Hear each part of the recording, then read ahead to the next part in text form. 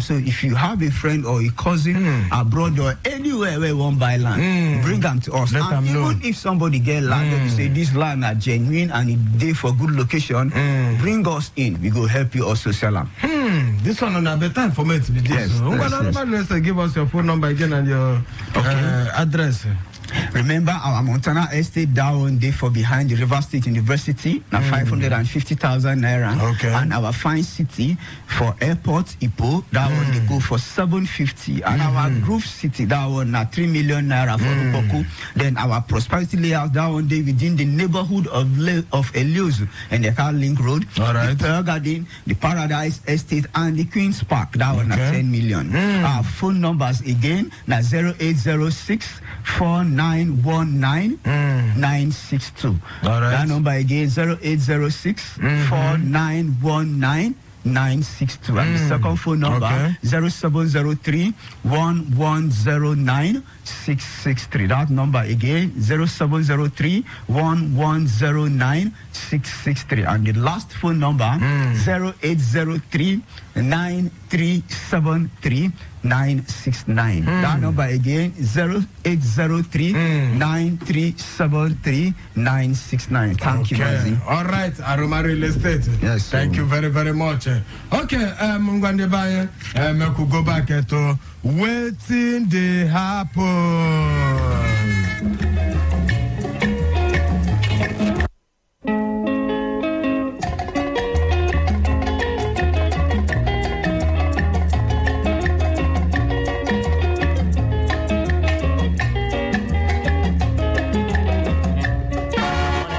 Fort Harcourt.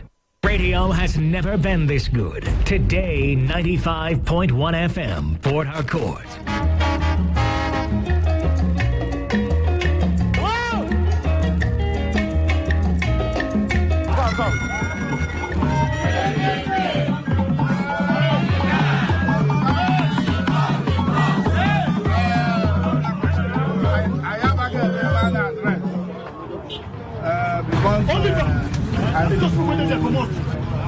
As a police die and the American woman for Badu. No. We want everybody alive. Other never to know. My terrible, who put back our heads in Medaya. Anubiko. Zakama, Lukai name, instead anybody is on. And you know, of not too bad. Where I don't know, you go of not too bad. And then you and then. So I'm going to say, no, blame from Mugano. I don't care.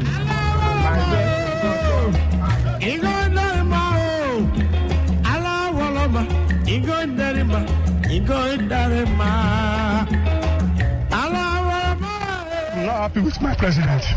I'm regretting for voting for my president and for voting for APC. Because this is not what we voted for. You know, we are not voting for, we're not voting for suffering. We voted for peace, tranquility, and for to alleviate poverty. Let me tell you, if he and his planners are giving reduced fuel price, it will reach common man on the street rather than giving it to private sector who are already benefit. They are going to share this money, no doubt about it. What do we gain for the past 7 months we voted for President Tinubu? I'm not happy with my president. I'm for voting for my president and for voting for APC. All right. Sorry, I got no vessel. No vessel. Now waiting you go market to go buy. Now you get, you go price akara, they give you, they carry bonds to give you. So go price akara, then carry give you, stop it, eat it. No complaint. Happy. All right, so Shapal India Baye, thank you very much for time today with us because have a small market where we enter. Happy New Week. Yes, ahead. Mungwa, if you just join us, listen to Today95.1 FM, Voice of the People. And this is our program now. Waiting they happen that to bongo time to bring your bongo trade and bongo shock you go one that's the person that do legend so the carabo come give you official introduction person that voice here. My name is Maze Ike God Ike Wachuku Ike Wachina can watch you tell man shiver carabara one try that English would don't give us strong one make you from make look at the country for happen now it's in the happen now. My name is Sekuro, the comedy king of weddings. Anyway, we wedding they happen for the city outside the city. If you look very very good, say I'm Sekuro. We did that and they will stock this thing say Peking we then carry for back in the no city Johnny far. We don't come ready to come give an all the top story. Yaga. All right, so we don't move immediately. Make I just remind you, if you go follow us on Facebook, Today95.1 FM. Go there, you go see all of our topic for waiting to happen. Drop a message there, we'll go take and one time we'll reach it. And the one watch us live and make it go for YouTube, Today95.1 FM live for YouTube. Go there, go watch us live and clear. You be my friend for Facebook, all the topic, then there, go for my Facebook, there, Mazi, Ike, God, you can watch you. Go there, you go watch us live and direct. You go see everything and the topic that we will discuss here. Drop your message inside there. When time we reach, you go open phone line for you, make you follow, put your voice inside, I will take your message. I'm going to sharply, we don't move. Because the time you know today with us, the country don't carry come today, it carry belly. We don't know when they go born. Here said the Russian go hospital, better make you look whether they go deliver anything for us today. I'm going to bring your earcon radio because we want to give you very important information. Oops, the lights did the hospital. Improvement to go there. We hope to say no press so make improvements today for our hospital. All right, I'm going to sharply time not today here. We could just drop out the them sharply, then we'll look at the one who will carry away to pass. We'll jump inside again. And I would not bring the first story I can give you here. I will tell you say the back. Wait, to not go start on like that. I could not start on like that again. Just take it easy. Man's cool low down. It be like the fire. The fire is too high. Bring it down. Too no down. Slow down. Slow down. Slow down. Yo. Now the spirit was too high. The spirit was too high. Some days are like that. Yes, some days are like that. Basically, all right, make we sharply leave. Make we go back. Our president don't bring information. Can't give us this one. Pass from the mouth of talk person where they call him Bayo Onaduga. Don't control Nigerians and control people. Say make we tell on us. Musa this just be like this for Nigeria. So we understand as a test take it happen for everybody. So just make it not just sit down for her. Say there they shout. Say tight. Say hardship. Say hardship, you don't do that for Nigeria since not be now we start. This one talk this one when they go for one meeting like that, when they go address the people. Now you can't talk this one, you can't tell us say the passage where our president don't bring can't give Nigerian people to come talk say make everybody right now as this don't be like this and now not be just to sit down the shout, hey yo, hungry want finish us but not be like that it do. Make you move immediate, enter your backyard, open ground. Don't forget to say we don't tell you the same thing last week. As other politician, one other Ubunga politician like that for Nigeria, they don't come out to contact your own. But this one will be like a president, they don't copy the man we talked before. They don't contact their own. Say, no, not just down there, they shout, hey, you take get a CB, say, no, be that time will be this one, I suppose they cry, they shout. Say, now the Ubunga time where we say, suppose carry your machete, carry your hoe, everything the way you know, say, suppose carry enter farm, and what on, enter your backyard, till a small ground, the anything the way you see, you put inside. Start, they plant something. Start, they plant something. So one thing they had like that. Even the time for Obasanjo time for 1970 something. So now so times Nigeria had and everybody enter inside farm and before they know Nigeria come bounce again. Even for Buhari time, enter come for 1980 something. So now so the thing take happen inside there. And he can talk that one can't give Nigerians hope. Say more can no worry. Say everything. Say the president no certain say get a CB for now. But so battle say very soon. Say they go put things for grand. Say all the things them where our president don't do so now go soon see the light for the end of the tunnel. Well now they enter they go like this nonsense. But inside that one he don't tell you now say make it just cool down. Say just give them 12 months from now. 12 months. Oh, Balon, that is this 1 year they don't pass already. Now they don't tell you 12 months again, that's another 1 year. And at that time, waiting, so where president don't put for grand, go start to germinate and I go enjoy again. Okay. I can clap for them now. You know, I clap for them for this one. One day clap for them.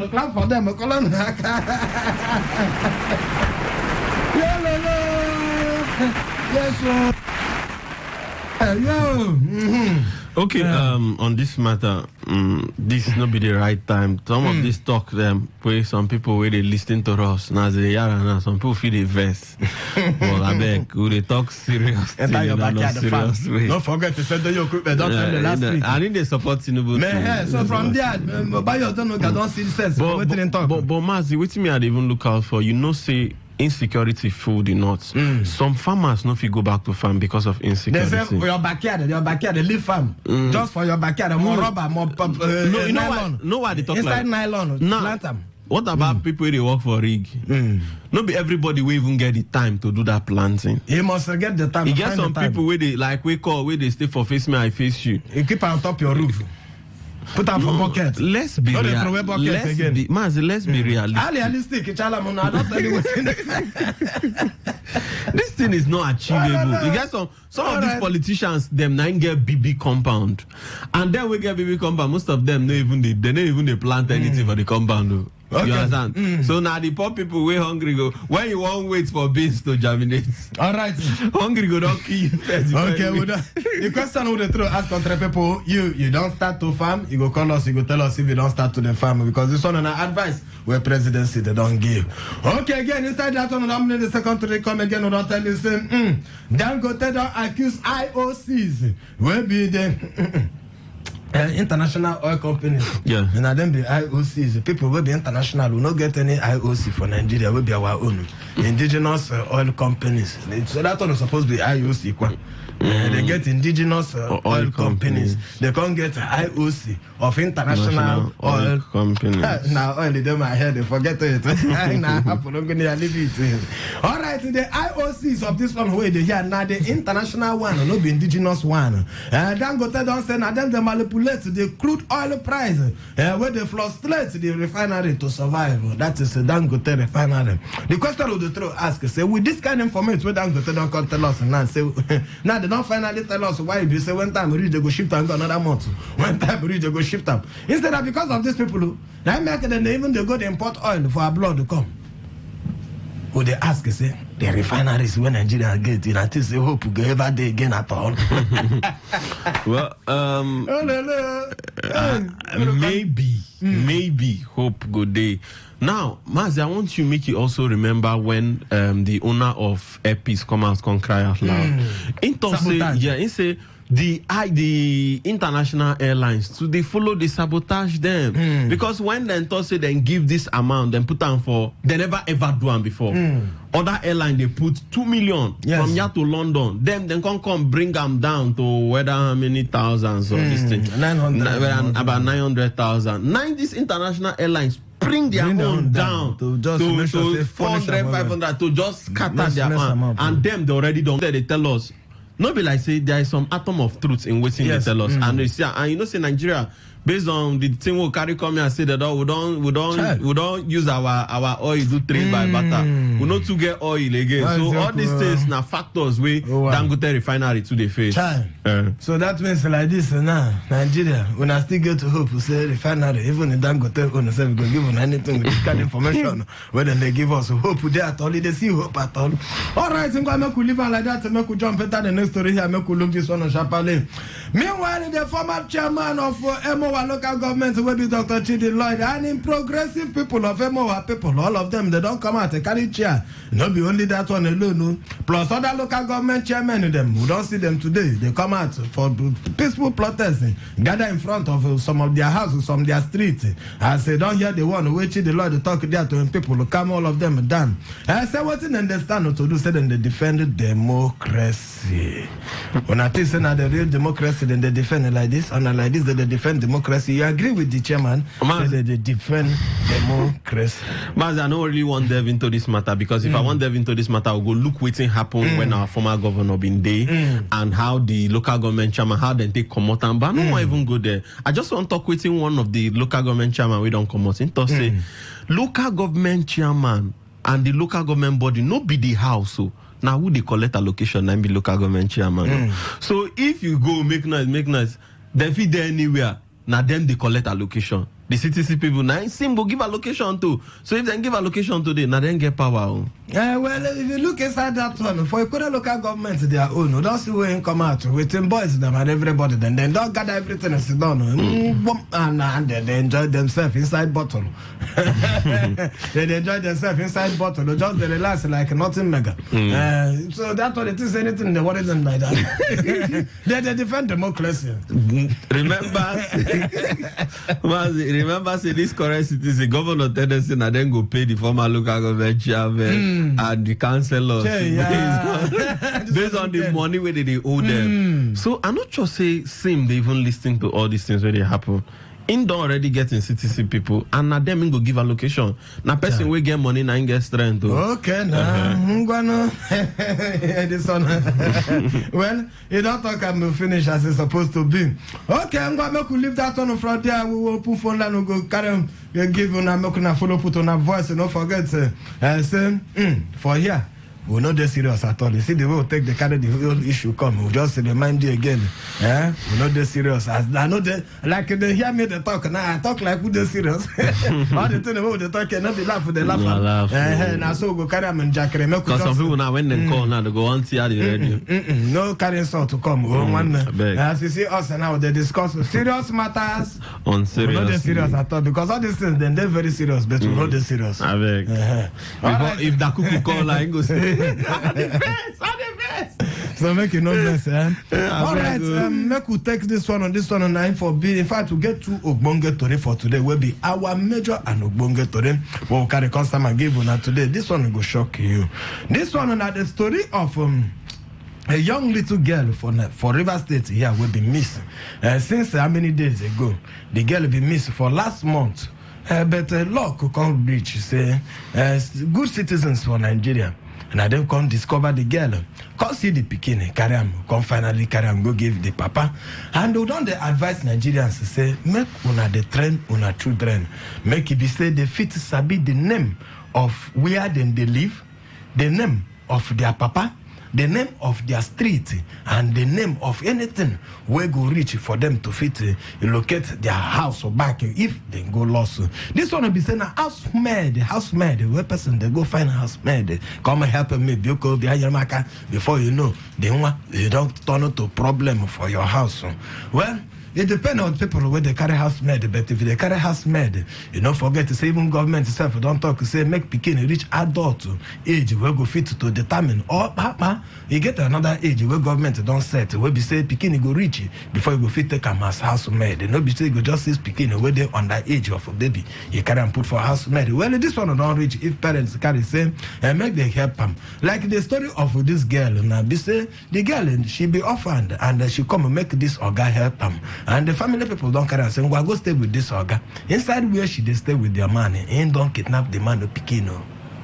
He can't write notes. I'm going to hear from the man. Now we will talk to him and he just put a small story about him. Make we hear the little part of where he talk. But the law could be saying, the pikin, they don't finally see the pikin. And this one now for last week, now they see the pikin. Make we hear the man's story as he take explaining. I stopped school.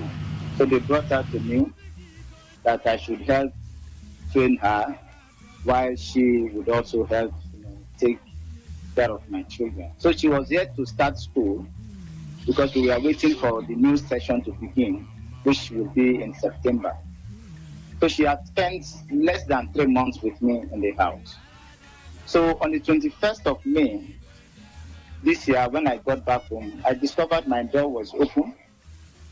The 2 children were sleeping, and the third one, which is the senior one, was not at home with her.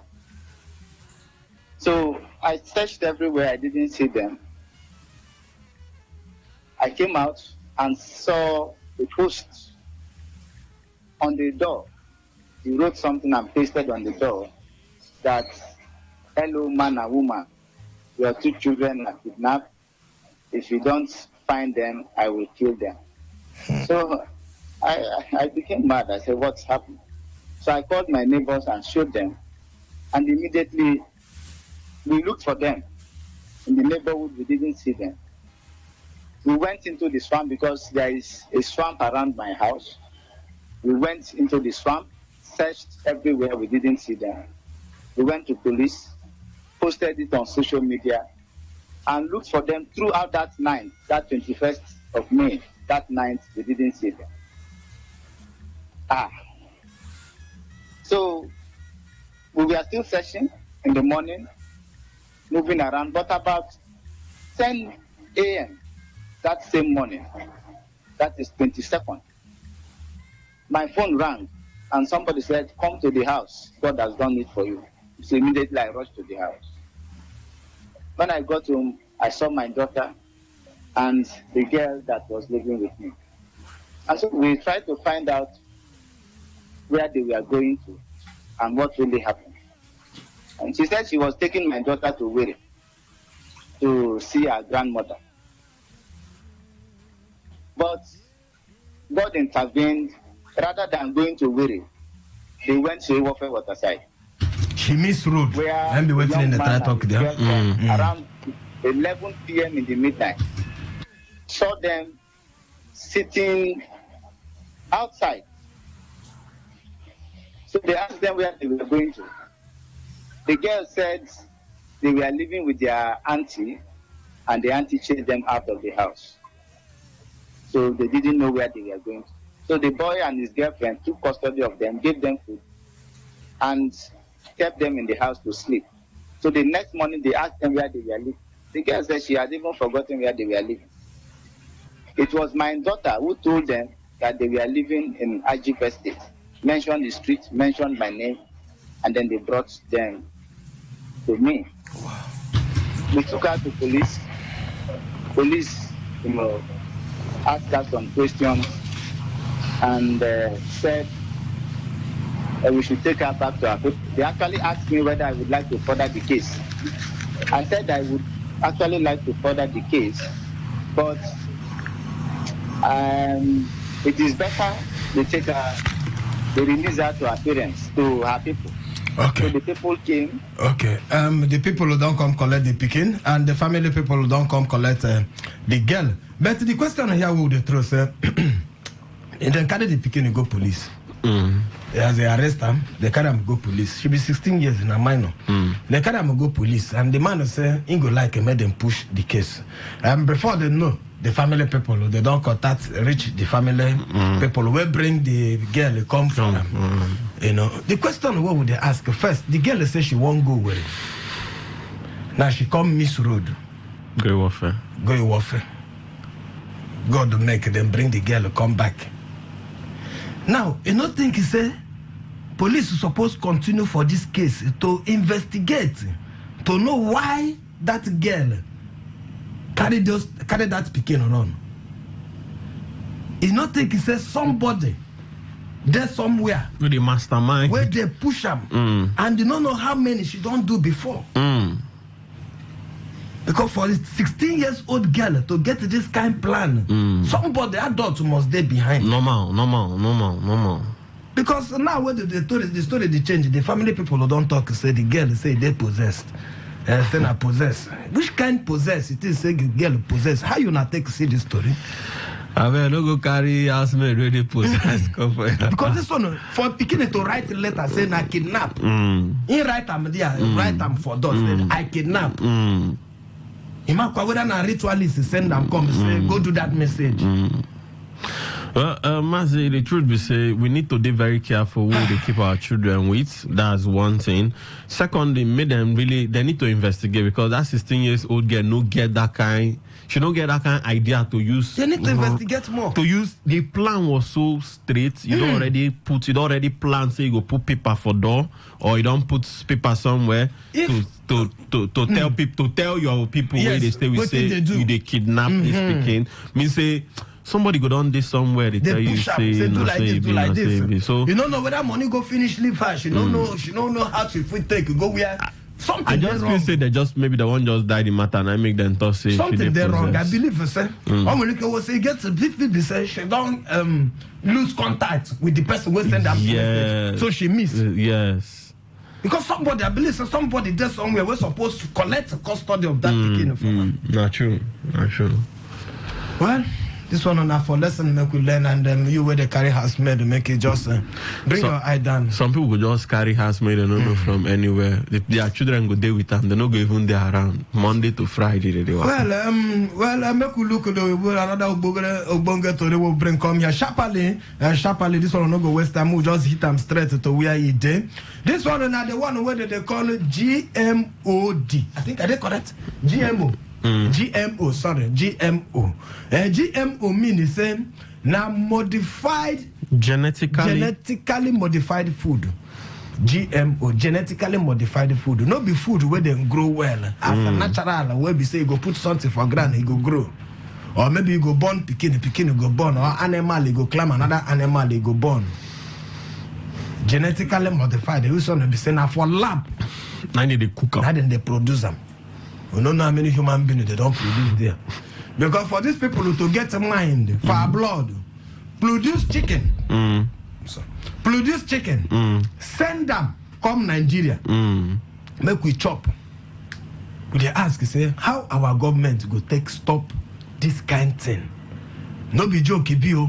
This one original and a real story. Say they don't they produce chicken. Where be genetically modified chicken. You don't get fed at all. You don't go see hair for the body. Clean. Go to pig. You don't get scale. All those thread that they scrape come out. You know they. This one will be say as they come, as the thing they produce to finish. In fact, the fact that they fit do the one who go produce, it go grow within 3 weeks. 3 weeks, it go shock you. 2 weeks, it go say me be like Udele. They go come like vampire. Not be small. The one where the man carry there. Now within 2 weeks, this video there for my Facebook, if you go watch them, you go see chicken who will go shock you. And when I go see chicken, when I go rush, hey big, give me that big side, that big breast, give me that side. You know, no say no be real meat in the chop. The chicken, the one where the vessels will be say, the country where they produce the chicken, they say, no sell them here for our country. Send them go where? Nigeria. Make we hear them from their own yam chopping mouth. Oh, Chineke God, you're not yaka. Without feathers at all. Can we have a look? Sure, let's go. All right. This one enough for blood for Chickens UK. without the gene to make feathers. For UK now they I'm produce this fascinated chicken. to see what they look like. But it's not for Nigeria, then they send them to come sell. It's hot in here. Yeah, it is hot. And here they are, the featherless chickens. They look like miniature dinosaurs. They hear them say they look like a mini dinosaur. That means it big well. Some no reach better many days. They don't they grow like now what they call agrig itself. Sort of pass agrig. This is the male. So And this as is- you can see, no scales on the feet. no That's scale, why the nothing. mutation is called scaleless. They've got little claws. Not just the chicken alone, no. Both pig. Then they produce them like this. So they say they don't get strength to say then they won't go, they come out and burn them for fire or put hot water, clean the chicken. You go market, you go see them plenty. For instance, that was supermarket and I go brush. You don't know how they take it, clean the chicken. You go see chicken everywhere, they don't clean it. This one will not get one feather. As you just kind of like that, cut the neck, try and put inside pot. You don't send them, go give them. Make we hear from the side where the man will confess. With the ones that we saw.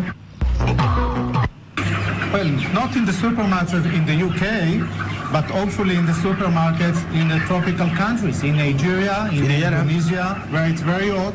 So these farmers is easier. And And in our supermarkets too.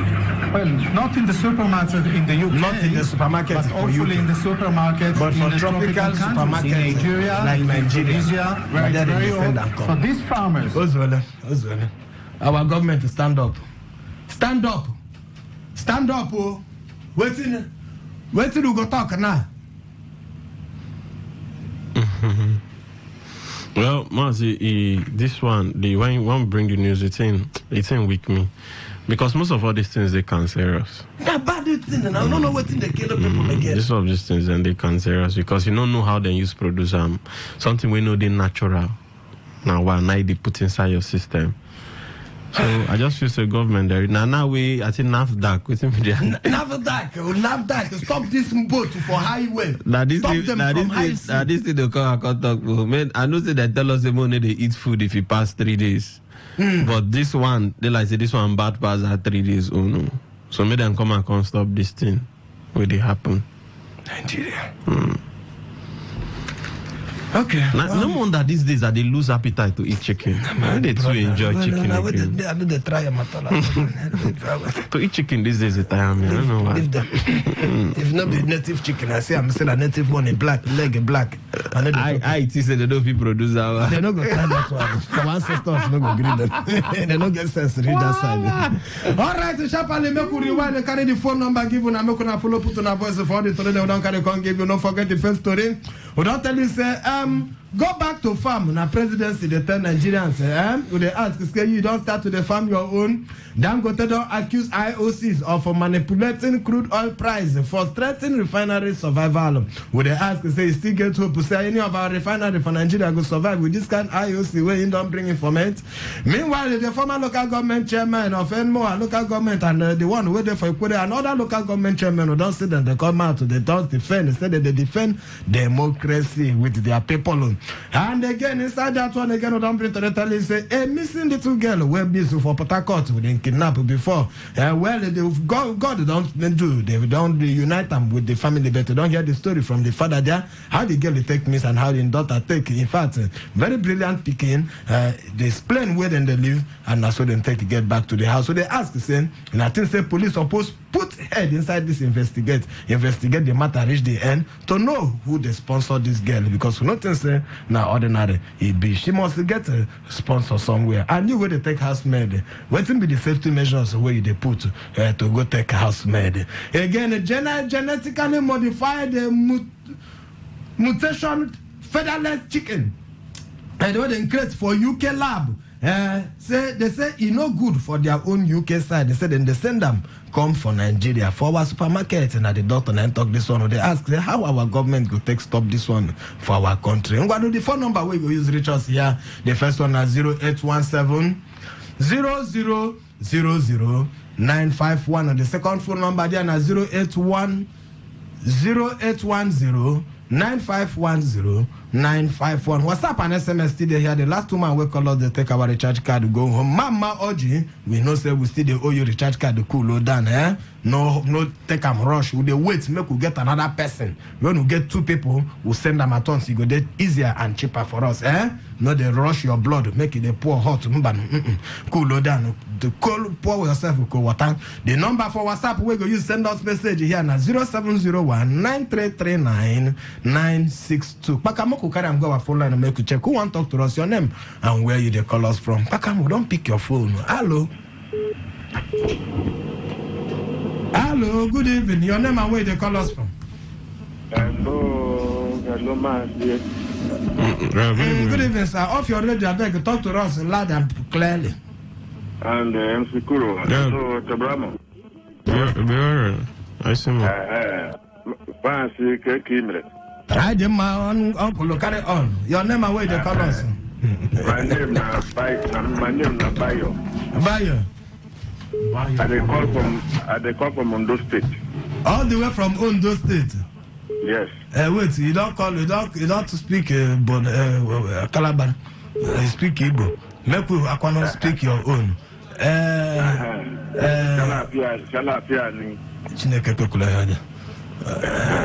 Bayo, no worry, continue. Thank you. They call us all the way from Ondo State. I want to talk of this chicken when then they manufacture for UK. Tell me. Carry on. The chicken when they manufacture for UK. You know, say God, the wise person. It will say God to show people how to manufacture human beings. You are in trouble, no? The problem, one. You don't know whether they don't do them already, sir. If they don't do human beings inside their lab, you don't know. I don't think so. I don't think so. Make it not dark. Come out. Come take this thing because maybe nobody teach you cancer. Thank you very much. Thank you. All the way from Ondo State. Thank you very much. They hear the distance with person from the colors. Ondo State. All the way from Ondo State. Okay, we could check with them here. We don't miss them. Sorry. Try call us back again. Hello, your name and where they call us from? Yeah, Mazzi, I greet you. We greet you back. Good evening, sir. Yeah, good evening, MC Kuro. My name is Diman. Diman, carry on. I don't know. Omo, there is Wahala. First, let me start from what happened for our house here. Our president say we put a farm for our backyard. You don't start your own farm? It is in the one that live for rented house. If you keep them on top your roof, keep on top your roof. Maybe all our. Let's assume say that you the landlord now where they live now. Now your wife will come leave the space which she will smile. Your wife will come leave the small space which she will plant. My wife will drag with them. You go keep quiet.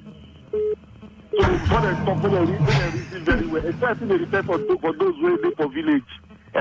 But for that court here, I couldn't live for rented house now. My landlady did never plant finish. Now my wife will go to drag land with them to plant. I bet you the reason why they talk. This what do you call them again? That chicken. Call the name again. GMO, genetically modified food. Okay, genetically modified food. You know this video, na leaked video. Na leaked video because, of course, I don't say for that place, head must rule. The person who make this video leak, head must rule. Don't be Nigeria, they come every day. See, I beg our NAFDAC. That is, if we only get them on paper, they will go race. This thing will enter Nigeria. There's no need to beg them. The thing will enter Nigeria. Because person in charge will be bribed. He will take money and allow them to come in. There is no point telling them to help us. They will not. They prefer money than the safety of the citizens. Okay, D-man, thank you, dear. Make we check today here. Hello, your name and where you call us from off your radio. Thank you so much, gentleman in the studio. Good evening. Yes, good evening. Your name and where they call us. Chijoke, they call it from Port Harcourt. Chijoke, carry on. This one where Dangote is alleging that IOC is frustrating the effort of getting crude. I think in Nigeria, I think know the finish you. The same thing so that will come up. That thing so I will keep on asking. How are these about them? They don't want them to work. The same thing, this set of people, the same thing, they brought a machine that will help us to, after election will upload. They begin to give us technical language. Hey, the machine experience glitches of whatever. Why is it like this country? 1 million is just to justify, but when they increase the price of fuel, nobody's frustrating them. Now we are back to 800. Please, if they are not ready for this country, they tell us. This one they are suffering the masses and asking us to go and do farm. How many of them have even one plot of farm? Is it through farm they used to buy they want to propose to buy a presidential jet? I think they should do something. For people are suffering and try to play down the suffering of the people. The essence of coming to power is to better a lot of citizens, but they are not adding to the pain of the existing one. I don't think it's a good one. All right. Which country ever operate this one to do? All right. Brother, something is fundamental wrong, sorry, honestly. We will go find them. We will go find them. Many places wrong, we go repair them. Now the work of mechanic is that. Hello, your name and where they call us from? Hello, ma. Good evening. Yeah, good evening, sir. Chinasa calling from Monaco. We will carry on, Chinasa. You see this one where on our president, not my own, say 12 months. Where now our president. You are in Nigeria. As long as you did this country, we will come out for radio. We will come out to forget that. This one where our president say 12 months.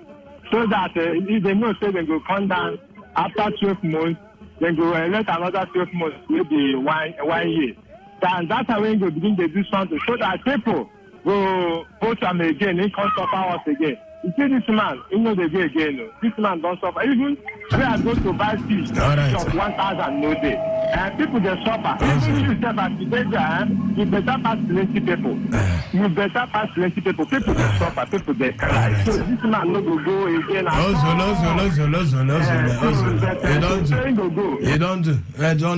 You don't call our president this man. Chinas, I beg, call us and they use better word for our president. You don't use our whole president of Nigeria, this man. Nice or two, I beg. I beg you. Now, person grandfather, you respect her. if he did position, give him the title where he deserve. Hello, your name and where they call us from? Oh, sorry, don't miss your color. Try call us back, no verse. Okay, make we take another call. Make we check this one first before we enter SMS. Make we enter SMS first. Make we check. Okay, SMS time. It don't really show my people. Mazi, this is confused. Oh, this is confused set of people without solution. So the only solution they have for us is to ask Nigerians to go into farming. We have been farming before. Then we still continue. I'm Pastor Yebuchi Obina from Iche. Pastor, thank you, John. Hi, Mazi and MC Kuro. Bayo should be ashamed of himself. Let him stop here before I lay Iceman. Iceman, one lay. You know they learn it. We bricklayer. GMO chickens are not good for the health. Oh.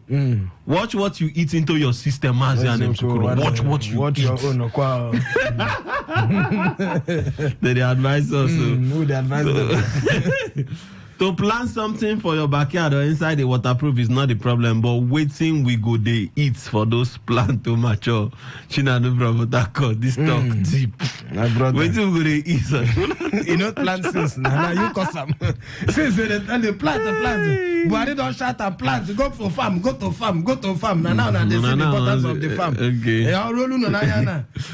I'm one noble from Amoma local government River State. Those former local government chairman protesting. We'll not take that one now. Okay, Governor. Now the Chidi Lord. Okay, Chidi Lord. She protesting for extension of their tenure, saying they are defending democracy. They should remember their tenure have expired though. Governor Fubara is building and moving River State to greater heights. The democracy is already defended. Mazi Kegod and MC Kuro, you people are perfectly doing well. I like your program. Thank you very much.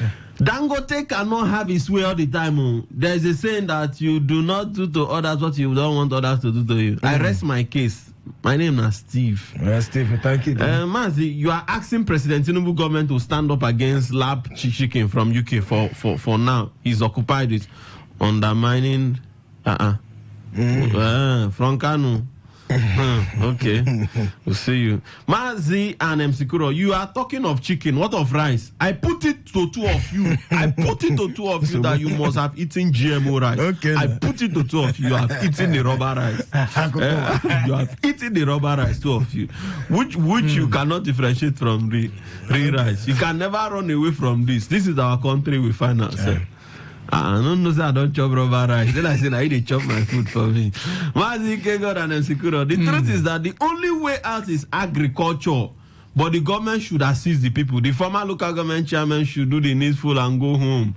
Parents should be careful of who they stay with. The GMO food, this type of food can cause cancer and other dangerous disease. From John A.U. John, thank you, dear. Good evening, Mazi and MC Kuro. Please, did you see your President Tinubu? There's no light in the Dushanbe Tinubu tunnel. In the talk of the own tunnel, own end of it. It's not to go back to farm, but have you talked the insecurity, Fulani and farmers clash, and David from Rumola? Farm for your house. Then your backyard, the farmer. This one, Melu no go come inside your compound. Okay. This one say, good evening, Mazi and MC Kuro. Somebody was somewhere ready to pick them for rituals, but God made her to miss her way. My name is Mommy Faith. Mommy Faith, thank you, dear. Nah, good evening. Mommy Faith just stay waiting at the scene. Okay. This one say, Mazi and MC Kuro, I want know if they for Aso Rock, or I want know if Tinubu they farm. They are wanting him they farm. Emmanuel from any grammar won't cut your tongue. This English. If you don't speak English, speak Pidgin. Mazi and MC Kuro, tell people that any day this thing stop smelling, then God, I very good. Call the name, Pastor. I want to take all this information. Mazi and MC Kuro, the thing happening to Dangote is really confusing. How can I see that picture on your phone? You know President Buhari, political grandson. That's my name. Go for my Facebook. You go find them down there. You go watch the video there. Why you say you name now President Buhari, political grandson? Okay. Good, very well. Names say this country. Make him go see the video. Go tell Buhari, make him talk to him. Make him not allow. Make him not allow this kind of chicken call Nigeria again. No. This is it. Mazi God and Secure. My humble greetings. Ha. Nigerians, you people are still to see what will happen as they will be dabaruing the country. They go. Mazi came Port Harcourt. My enter SM, my enter. Okay, make I take from Facebook while they open that one. Ugo Chukoku is I don't understand this defending democracy thing. Tenure has expired and you still want to be in the office, yet you say you are defending democracy. Explain clearly because okay, say you don't lost there. Okay, we'll go to go. Thank you, dear. Victor Akuwundu is defending democracy indeed. Oga, you are hustling for your pocket. Okay, thank you, dear. That's what they talk about the more local government. Mutio, okay. Oyebade, he said, go back to farm. Presidency of Nigeria said federal government need to provide security for the farmer and okay, and machine tools, okay. General Emeka here, he said, good evening, Mazi, okay. He said, whoa, he said the president should champion, go back to farm. She is performing, okay. Chinekele. No, not be me. They expect to read this kind of thing. Now look at this man. Look at General. Look at him. Na petition is right. Now look at him. Who you want sentence for this one? General Emeka. We don't get time, myself. We don't get less than 4 minutes to come out here. I beg. Anybody want to General Emeka story? Make him go there. You do well. I thank you very much. You said this kind of topic, but this kind of long note. You say we get time for read them. But could just jump to check the ones we put short to read them. Chisom Roland said this lab generated chicken should not be allowed into Nigeria. We don't have the medical facilities to combat the health challenges it will bring to the poor masses. Cancer case will be on a very high rise. Also, people should be observant and boycott it. Okay. Chima.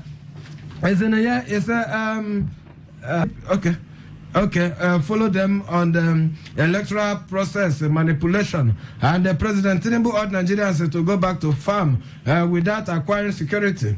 Without adequate security is a call. Is a call in the wrong direction because the government has failed. Has failed its citizens in protecting the farmers. Is in a Chima. Okay, thank you from Omerelu. Good evening and thank you, dear Chima. Take some WhatsApp. Take from WhatsApp. We could just finish and there. Mazi and MC Corona, good evening. My name na biggest talker from Port Harcourt. This GMO chicken, if not this, the Nigeria where me and you they inside, leave am. Full supermarket already. Leave am. No, don't make me fear. Don't talk about that.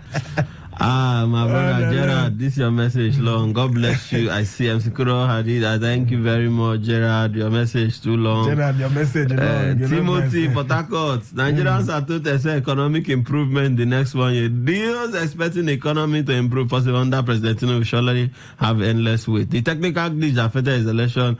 Okay, Timothy, thank you very much. Thank you. Then this one say, Mazi, good evening for the statement made by our president concerning telling us to plant things. That's not a new thing because our president said it before he swearing in, but that's not fair. In came the rim from Rumekini. We know to get time, so I just try to just touch everybody. Mazi Ike and MC Kuro, now simply goodness from Malakaya, the ex-chairman. This protest of theirs is not in the interest of their people, but in the interest of the money they have been looting as council chairman. So they find it difficult to come terms with the fact that they are now former chairman. But unfortunately, they can only back by protesting, but they can no longer buy because they are now former chairman. And thank you very much. Simply goodness. Message is just true. No verse today. We will not take your message. We'll get by 6:30. Come back for waiting day your mind. Come put waiting. You know fit to talk here. Talk there. All of us will still they listen. Nigerians they listen. Make we live and like that tomorrow. We'll continue again 5 p.m. Make you not forget to write the time and keep. Oh yeah, Daddy J. So my biggie go to me, Orani a lot of me. Yeah, yeah, yeah.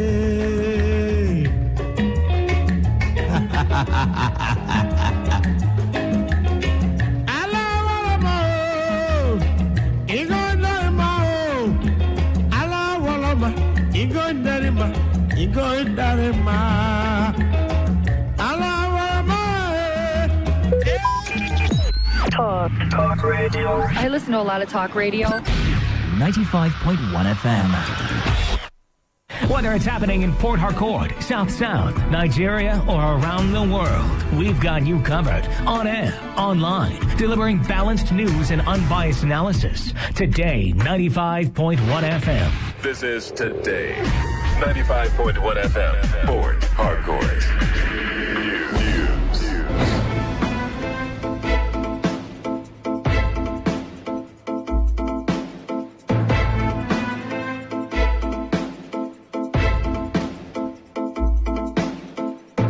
Good evening. Thanks for joining us. This is the World News on your premium talk radio Today 95.1 FM Port Harcourt. And the headlines: President Bola Tinubu says efforts of security forces to fight insecurity yielding result in Northwest.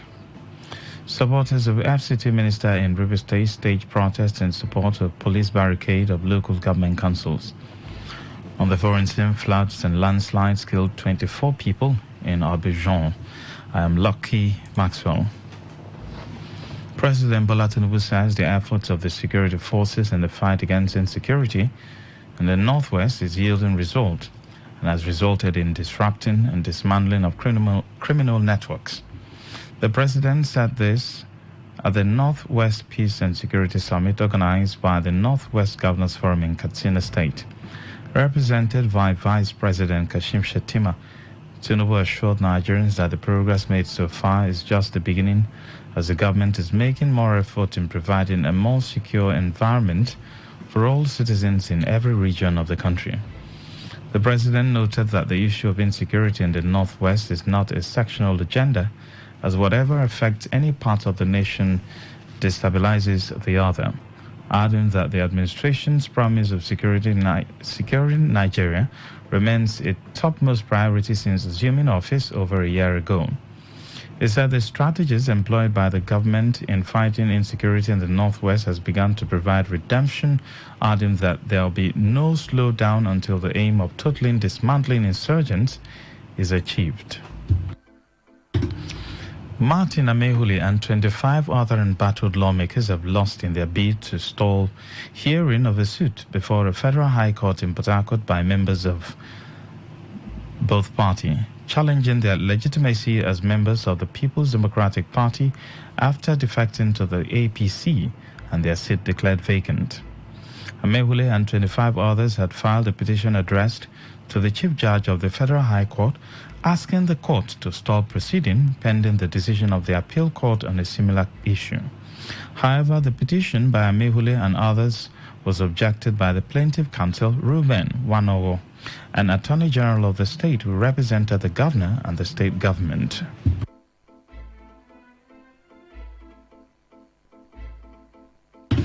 Ruling on the issue of the petition, the presiding judge, Justice Stephen Daylop-Palm, discontinued the petition on the ground that the petitioner has not filed any process since the resumption of the matter. On the issue of service to all the parties, joinder, and the rightful person to represent PDP in the suit, which was argued between the National Legal Advisor of PDP, Yinka Ajibade, and Joseph Mosa, who represented the State Legal Advisor of the party, Justice Stephen Daylop-Palm, adjourned till 28th of June 2024. Speaking to newsmen outside the courtroom, the National Legal Advisor of the People's Democratic Party, Yinka Ajibade, while narrating what transpired in court, insisted that Amehule and 25 others actually defected from the PDP and that they are in court to regain their vacant seats. I must say that the constitution of the party is open and it's what anybody can take a look at. That we is a national party. PDP we have is PDP national. Whenever you sue PDP, you are suing the national PDP. Defection of the members of the House of Assembly. There's no any other saying about it. They defected, and it's a position of the party PDP that they actually defected, and the PDP is taking steps to recover the seat back because they said they are an APC now. That's just the essence of what the matter is all about. Today FM's Uchende Joa reports that Justice Stephen De La Palm also adjourned till 28th of June to hear a suit by the civil society organization in River State challenging the eligibility of Martin Amehule and 25 other embattled lawmakers to remain as lawmakers after defecting from their party to another political party. Some supporters of the Minister of the Federal Capital Territory, Yeso Wike, have defied the order of the River State Police Command to stage a protest despite calls for the organized labor and other groups to suspend any planned protest over the local government tenure elongation crisis in the state. The protesters, who displayed placards with various inscriptions to explain their actions, gathered near the post office along Azikiwe Road in Port Harcourt and marched to the Port Harcourt City Local Government Secretariat along Bank Road. Addressing newsmen, the protesters said they were at the council headquarters to register their support for the police to remain at the 23 local government councils to forestall further violence. A professor of creative writing and thinking in England has accused the Nigerian police of indirectly declaring a state of emergency in River State by barricading the local government areas. Professor George Ahunaya, who is also the director of the Institute of Research, Leadership and Capacity Development, made this call in an interview with Today FM Sandra Kenneth, where he also expressed displeasure that the political crisis has gone beyond the state level to the grassroots, which is a very fragile part of the state. He called on the Nigerian police to put in place alternative ways to allow local government workers have access to their offices, stressing that grassroots issues need to be treated with care. Ahunaya further described barricading the local government councils as an act of hypocrisy, which he said does not mean well for Rivers people at the grassroots. Our former governorship candidate in River State, Tonye Princewill, has called on politicians in the state to change the narrative of the state to attract investors who are ready and willing to invest in the state. Princewill, who spoke to newsmen in Port Harcourt, said it was difficult to convince investors to do business in the area following the recent political crisis in the state. He also frowned at the attitude of politicians who fail to heed the advice of elders, adding that such character has contributed to stagnation of the crisis in River State. At some point, you are talking to too many people who want to do too many things, but the environment for them to do it is not yet in place. So you get a little bit frustrated. But if the environment is there, these investments will come. And all of us should be interested. Why? Because our children require employment. Government can only employ so many people. You need businesses to provide employment. So until we can bring these businesses here, we have a challenge. My hope is that they should allow the governor to do his work. Even if the progress we make is 2 or 3 steps, it's better than going backward. In River State, the elders have come out, they've been speaking, but how many politicians listen to the elders? So I don't think there's a dearth of elders. I think it's the political class that have become insensitive to the words of the elders.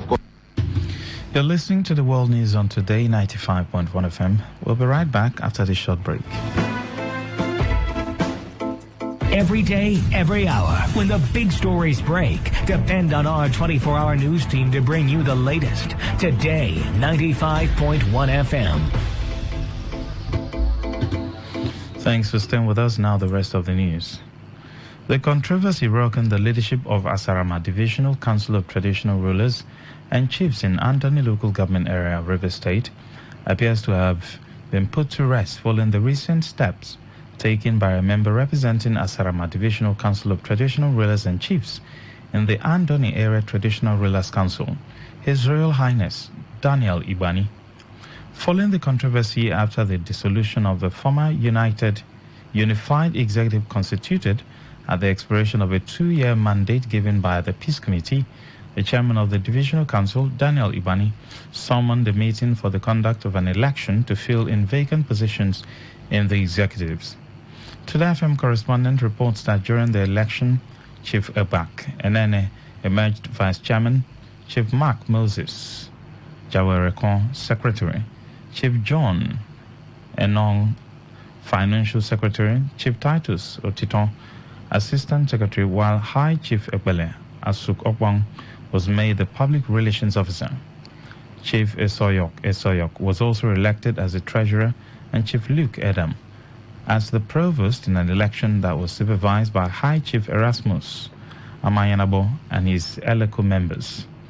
Before the recent development, efforts to constitute the new executive after the expiration of the dissolved one had been stalled following disagreement on the chairmanship position of the Traditional Rulers Council before the nomination of Ibani, who has now been confirmed as a substantive chairman by Andoni Area Traditional Rulers Council. The chairman, Ibani, who spoke shortly after the process, urged the newly elected executive members of the Traditional Rulers Council to effectively pilot the affairs of the Asarama Divisional Council for the next 3 years. The paramount ruler of Umoshi community in Oyibo local government area of River State, Eze Oscar Friday, has appealed to the state government to revive the Government Crafts Development Center in Umoshi Ndoki area of the state. The center, which is the only craft institution in Oyibo local government, if functional, would have significantly helped the youth in skill acquisition amidst the rising rate of unemployment in the state. Eze Friday told Today FM Sandokane that efforts by the community in the past to draw government attention to the center was unsuccessful. We are pleading state government to help us concern our state technical school in Oyibo local government that started in Umosh community. For past 2 years now, that school has been filled up, and that is the only technical school in Oyibo local government. We are pleading for the assistance of state government to come and put that school in order, because when the school was functioning, it helped a lot of people. It has put people into skill, those that school that place. They are, at least they are benefiting from it. If parents did not have money to train their children to university, at least that technical school is helping them to acquire knowledge, to educate, to make sure that at the end of the school, that they will not be applicants.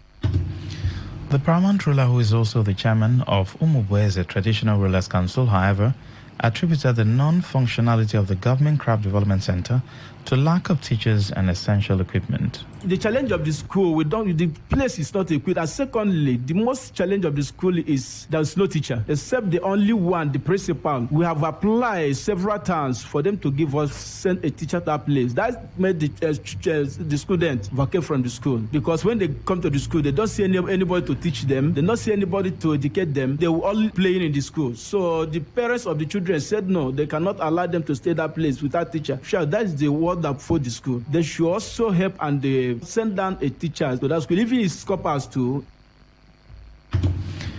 The Chiefs and Elders Forum of the People's Democratic Party PDP Simplified Movement Ward 13 in Alu community in Ekwere local government area of River State has congratulated Honorable Darlington Oji on his merited appointment as the Caretaker Committee Chairman of Ekwere Local Government Council.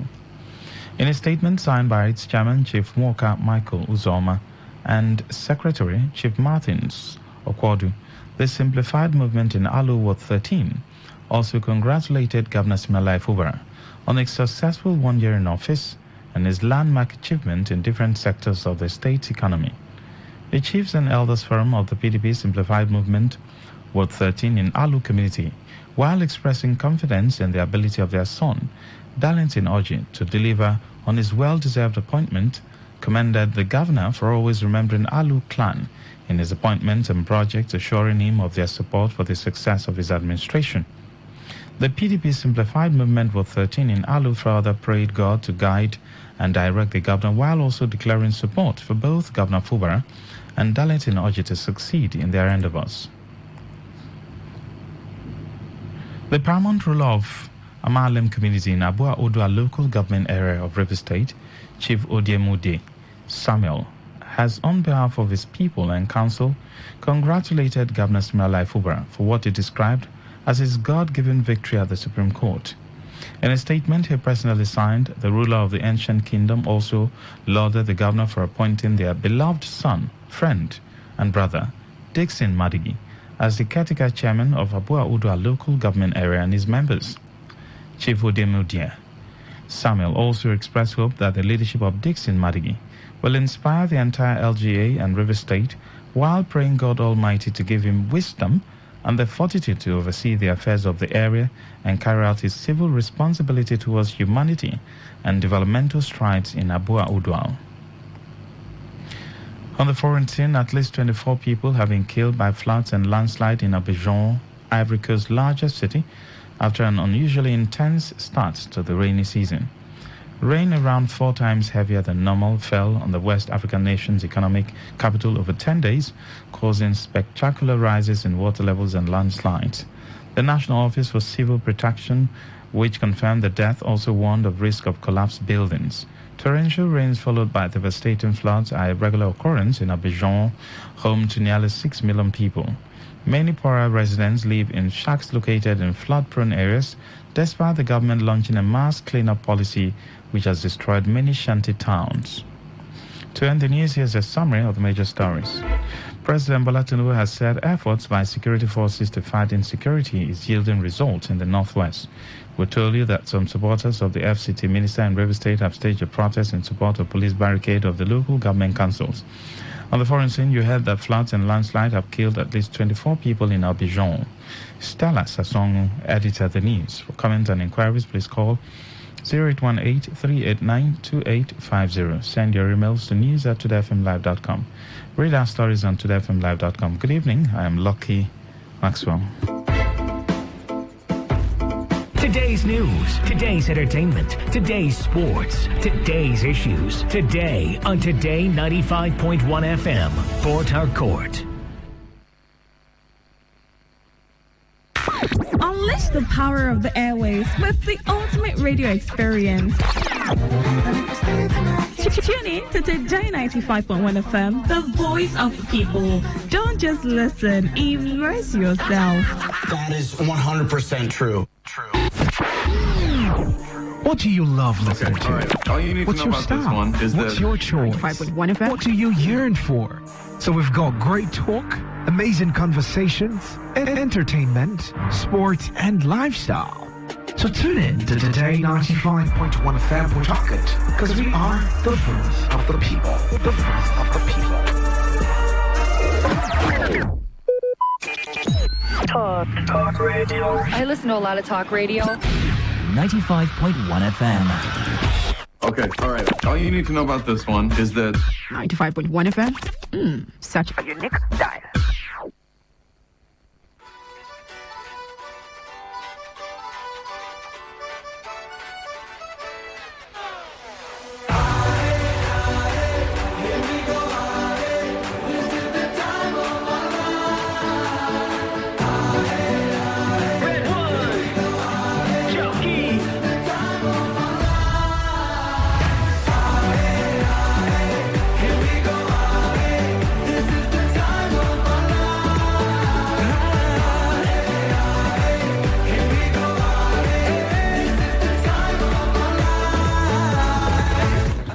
A very good evening to you, ladies and gentlemen. Welcome to the best 15 minutes of football you can find anywhere on the radio. The show is Soccer Nation, and it is brought to you by MTN.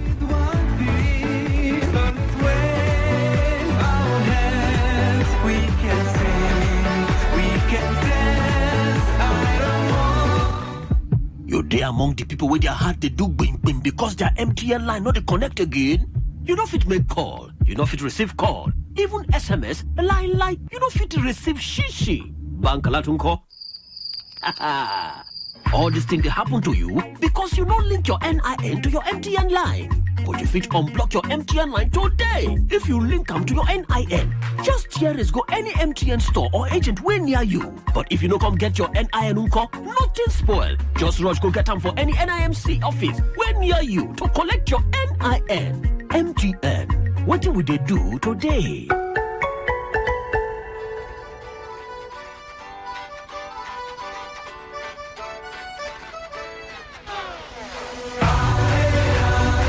All right, so welcome back as we start straight from the Nigerian Premier Football League as Enugu Rangers were crowned champions of the Nigerian Premier Football League for the 8th time in their history on Sunday, and they capped their season with a 2-1 away win against Gombe United at the New Jos Stadium. The league champions were welcomed into the main bowl of the New Just Stadium with a guard of honor by their relegated opponents, and the general manager of Rangers, Amobi Ezeaku, captained the Flying Antelopes for his second appearance in the league. With the title already settled before the final day, the second place Remo Stars and third place Enyimba still found themselves in the must-win situation to seal their places in the CAF Champions League and CAF Confederations Cup respectively for next season. In Ikene, Remo Stars took their destiny into their hands against Castina United, winning 2-1 to seal the second spot and a continental ticket for the third time in their history. Former champions Enyimba, however, left it late in Aba as an 78-minute goal from Chijoke Mbama plus another from Alade Balogun in the 88th minute saw them beat Plateau United 2-0. Enyimba striker Chijoke Mbama can see himself as a 3.4 million naira richer for winning the MPFL Unicel Golden Boot with 17 goals. Each goal is valued by the sponsors at 200,000 naira.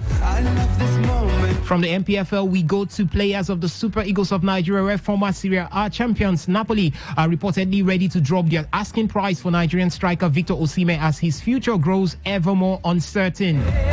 The 25-year-old is looking for a move away from the Serie A, but Napoli's initial 150 million euros release clause has warned off any potential suitors. The Partenopians now may be ready to lower their initial valuation of to 100 million euros in the hopes that they can find teams that could fund to get their talisman. This they will do as they are still looking for funds for their new boss Antonio Conte, who is understood to be desperate to land Belgian international striker Romelu Lukaku this summer. Meanwhile, Nigeria's legend Segun Odegbami is convinced that Ola Aina and Williams Troost-Ekong are the only two defenders with the quality to play for the Super Eagles of Nigeria. Aina and Troost-Ekong were not available for the 4 games that the Super Eagles played under coach Finidi George. 2 as a caretaker manager and 2 as a substantive head coach. Nigeria did not keep a clean sheet in any of those 4 games, conceding 6 goals, including twice against the Benin Republic in a disappointing defeat that had shattered the hopes of qualifying for the 2026 World Cup.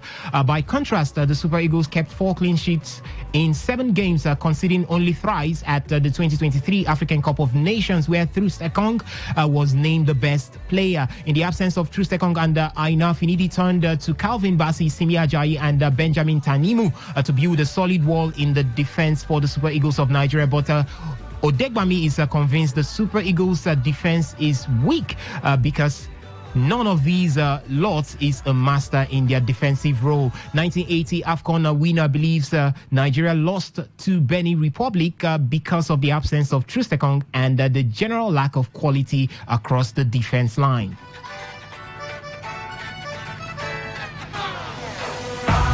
All right, from the Super Eagles of Nigeria, we head straight to England, where, according to a report, Aston Villa are in the pole position to sign a Roma striker Tammy Abraham this summer from the transfer window.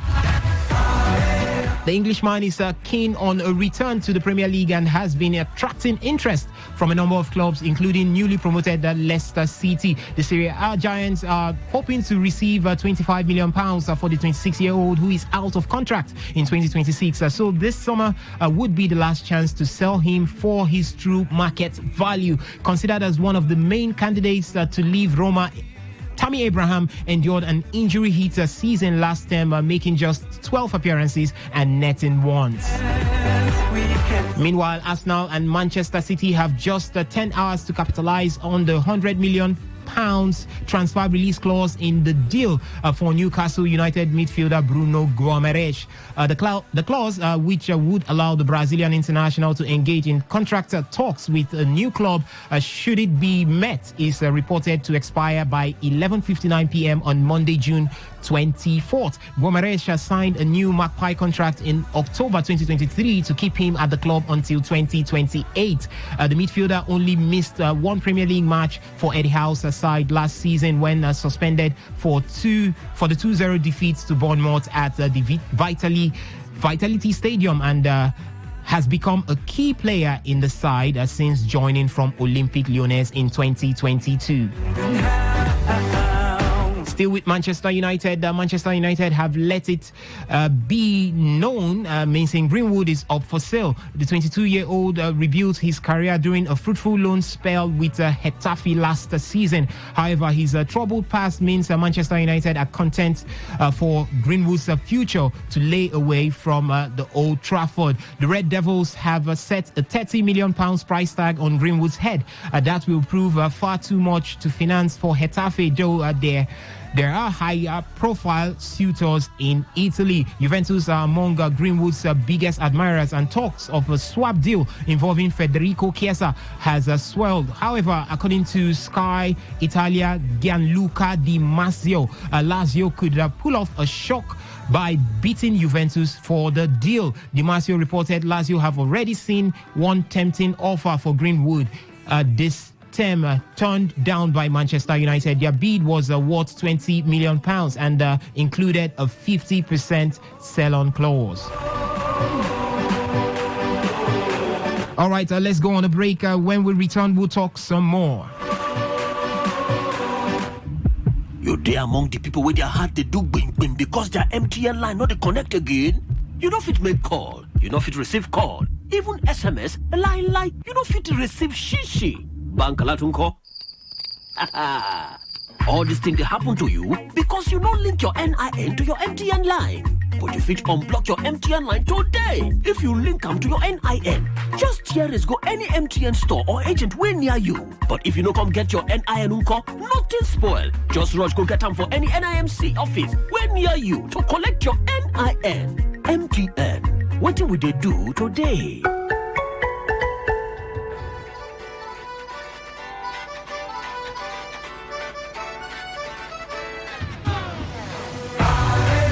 All right, welcome back to Soccer Nation, brought to you by MTN. And we were talking Manchester United, and still with Manchester United, as Manchester United are still in the early stages of their pursuit for Bologna forward Joshua Zirkzee. According to Fabrizio Romano, the Red Devils have learned details of Zirkzee's release clause in recent weeks, but are reportedly yet to communicate with Bologna over a possible deal.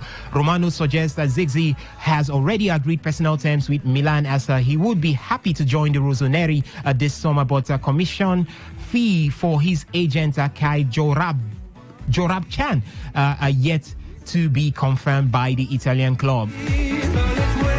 From Manchester United, let's talk Eberechi Eze, where Eberechi Eze remains a target for Tottenham Hotspur this summer. The 25-year-old midfielder continues to be heavily linked with a move to North London following his impressive performance for Crystal Palace in the Premier League. Playing a key role in Oliver Glasner's side, Eze helped steer the Eagles away from a relegation scrap, and they finished 10th at the end of the day. This England international, who sees his contract at Selhurst Park expire in June 2027, featured 27 times in the English top flight, scoring 11 goals and providing 4 assists. Still in England, the Leeds United and Sheffield United are reportedly among the clubs tracking former Liverpool and Preston North End winger Liam Myler. The 24-year-old, who can also operate as an attacking midfielder, has been on the books of Swiss side Basel since 2021. He drew plenty of attention last term, taking to the championship like a duck to water during his season-long loan at Preston. Following the conclusion of his Deepdale stint, Myler has been linked with a return to England's second tier. Sheffield United have been linked with the winger, while the Athletic have claimed Leeds, and Burnley are also keen on the former Preston star. From England, we go to the Euros in Germany, where Gareth Southgate is expected to drop Liverpool's Trent Alexander-Arnold for England's final Euro 2024 group game, with Chelsea's Conor Gallagher set to take his place in the midfield. The decision to deploy the Anfield fullback in an unfamiliar role in the middle of the park during the tournament has proven a divisive call among observers and supporters. However, it now appears that the Three Lions coaching staff are already ready to call time on the experiment involving the 25-year-old just 3 games into the competition. England are currently top Group C after a win in their opener versus Serbia, followed by a draw in their second outing versus Denmark. With Slovenia next up, it has been reported that by The Athletic that head coach Southgate will likely take Alexander Arnold out of the starting 11 as his team looks to book a knockout stage place.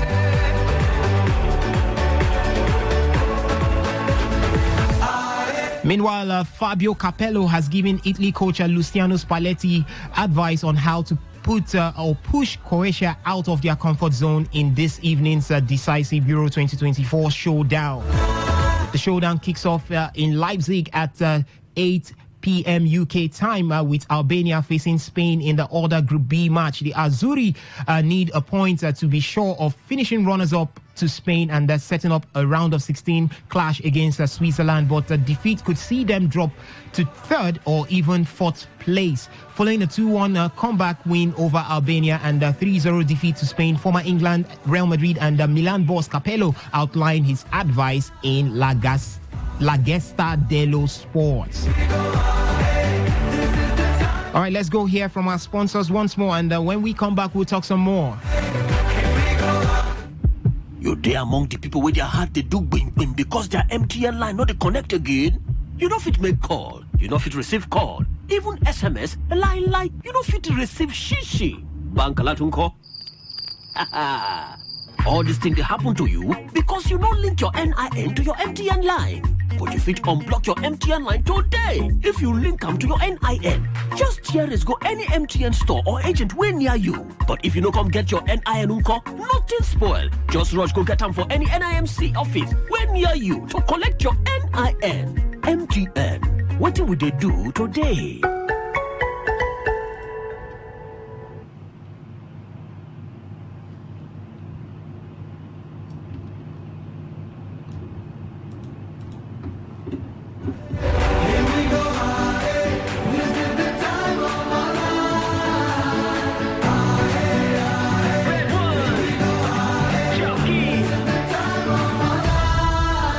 Welcome back. It is still Soccer Nation, the best 15 minutes of football anywhere on radio, brought to you by MTN. Let's head straight back as we were talking the Euros, where Euro 2024 host Germany have been hit with fresh defensive concerns ahead of their last 16 clash, with centre-back Antonio Rudiger in doubt with a thigh injury.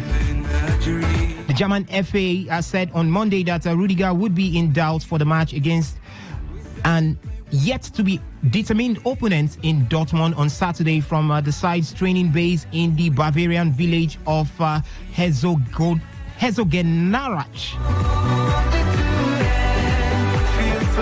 Coach Julian Nagelsmann will need to find a new partnership in defense with Jonathan Tah already ruled out of the last 16 due to a yellow card suspension.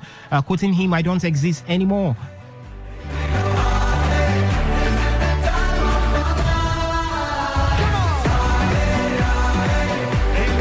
All right, that's the much we can take on the show this evening. Remember, it is still Soccer Nation, the best 15 minutes of football, brought to you by MTN. We will be back here tomorrow, same time, same dial, to bring to you amazing stories coming from the world of football. Until then, my name still remains Osasin Hiri, and I'm saying stay lifted and stay blessed. Do not touch it, leave it on Today 95.1 FM.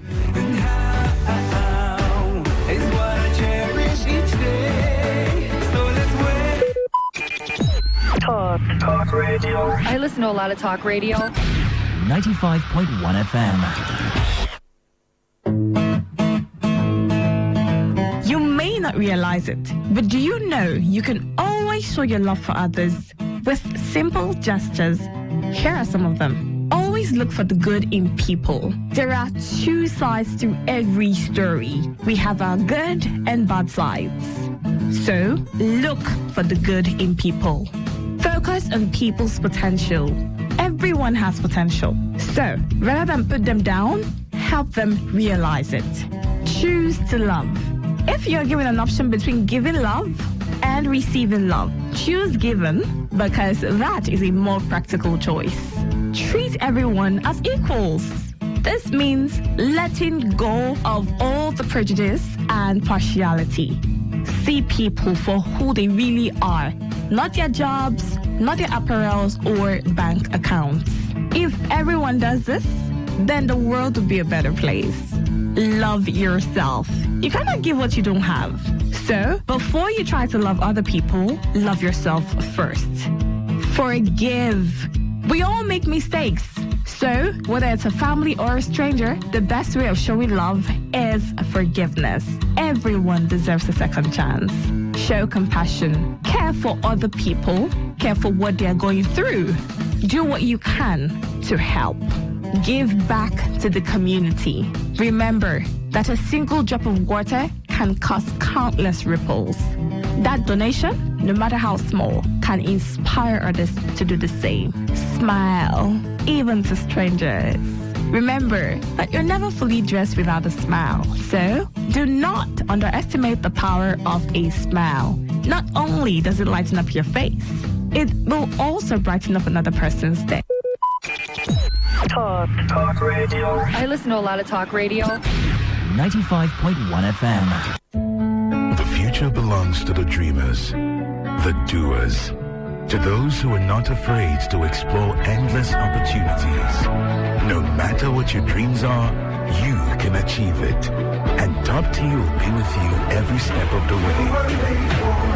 Start your day with a flavorful cup of Top Tea. You are made for more. The future belongs to the dreamers, the doers, to those who are not afraid.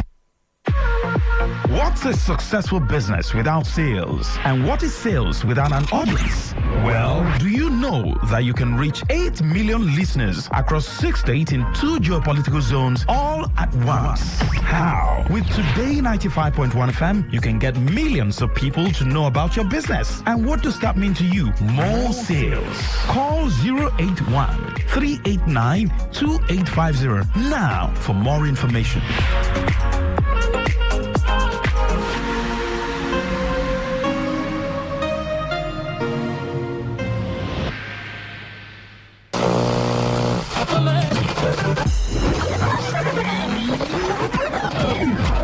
Hello, join us Fridays, 7:30 a.m. on Our Top Picks, and together we'll review the big national stories of the week, all in 30 minutes. It promises so much fun. Our Top Picks, Fridays, 7:30 a.m. Don't miss it.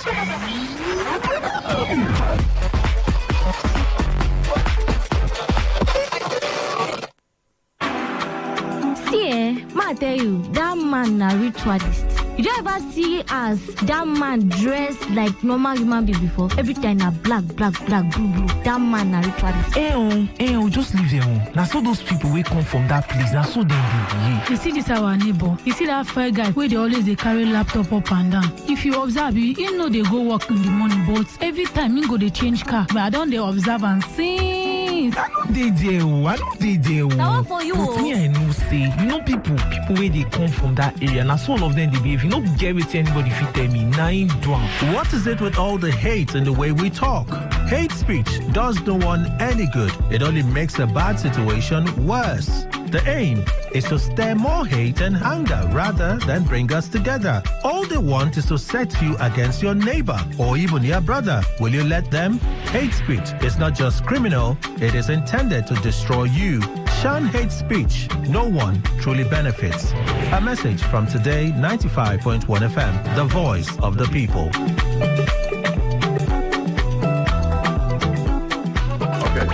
All you need to know about this one is that 95.1 FM. Such a unique dial.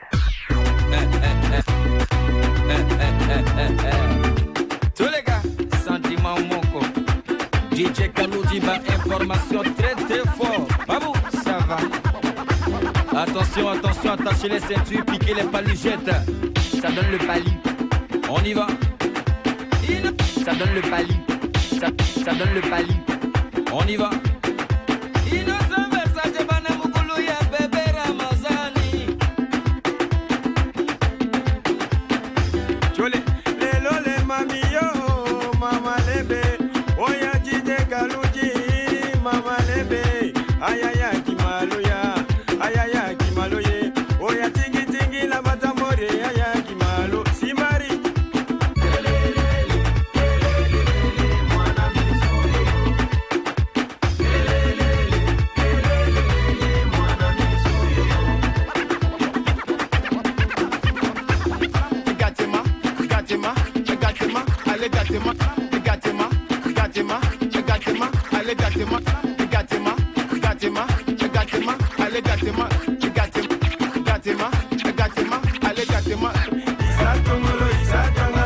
Fabio Gesta.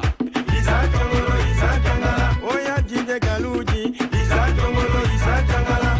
Jide Arsenal. Ivan Trésor, fils de son père. Papa Muguluku. Jos Mendoza. Et Cesbri.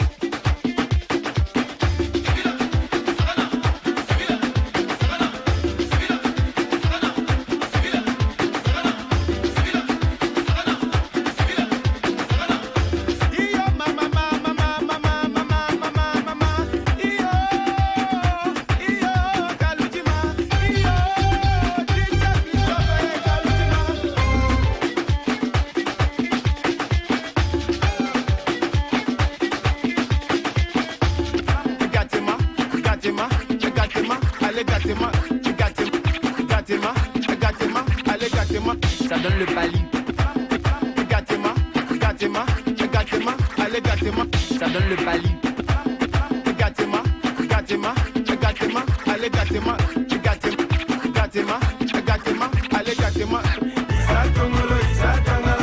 Fabio Gesta. Oya Jide Galuji, Jide Arsenal. Ivan Trésor, fils de son père. Papa Muguluku. Jos Mendoza. Et Cesbri.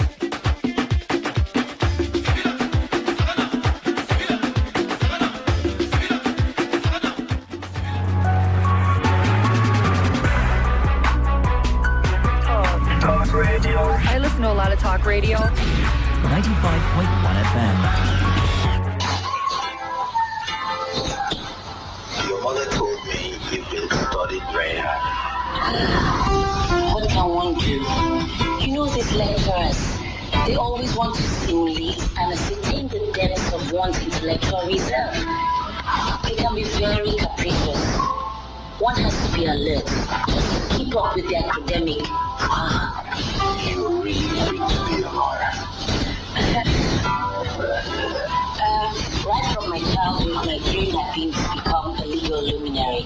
Discovering the plurality of the judicial contraption that makes law the fundamental precept for the human relationships.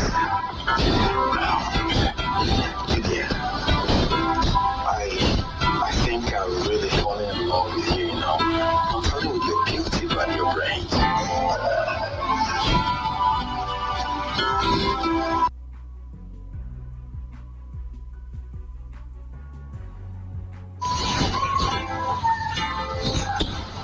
Your mother told me you've been studied very hard.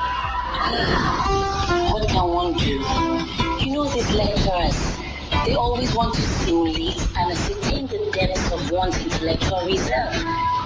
They can be very capricious. One has to be alert, just to keep up with the academic. You're really free to be a lawyer. Right from my childhood, my dream had been to become a legal luminary. Discovering the plurality of the judicial contraption that makes law the fundamental precept for the human relationships.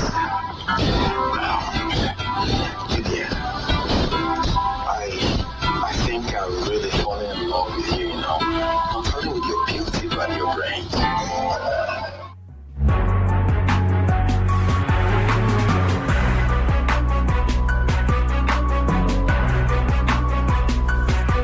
Did you hear the English? I saw Kenneth Okonkwo. I was watching him falling in love with the lady because she was speaking big English. How many boza did you hear from that English? Kenneth Okonkwo is now in politics. He's no more in Nollywood. Anyway, that's it for you. Feel free to join us. It's time for you to tell us what is bothering you, what is making you happy, or probably what's making you sad.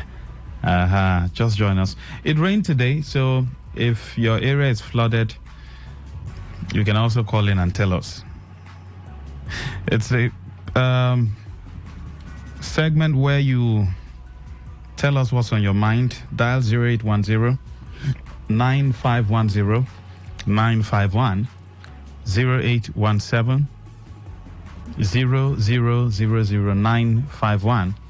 And then you can send in messages to 0701 9339 962.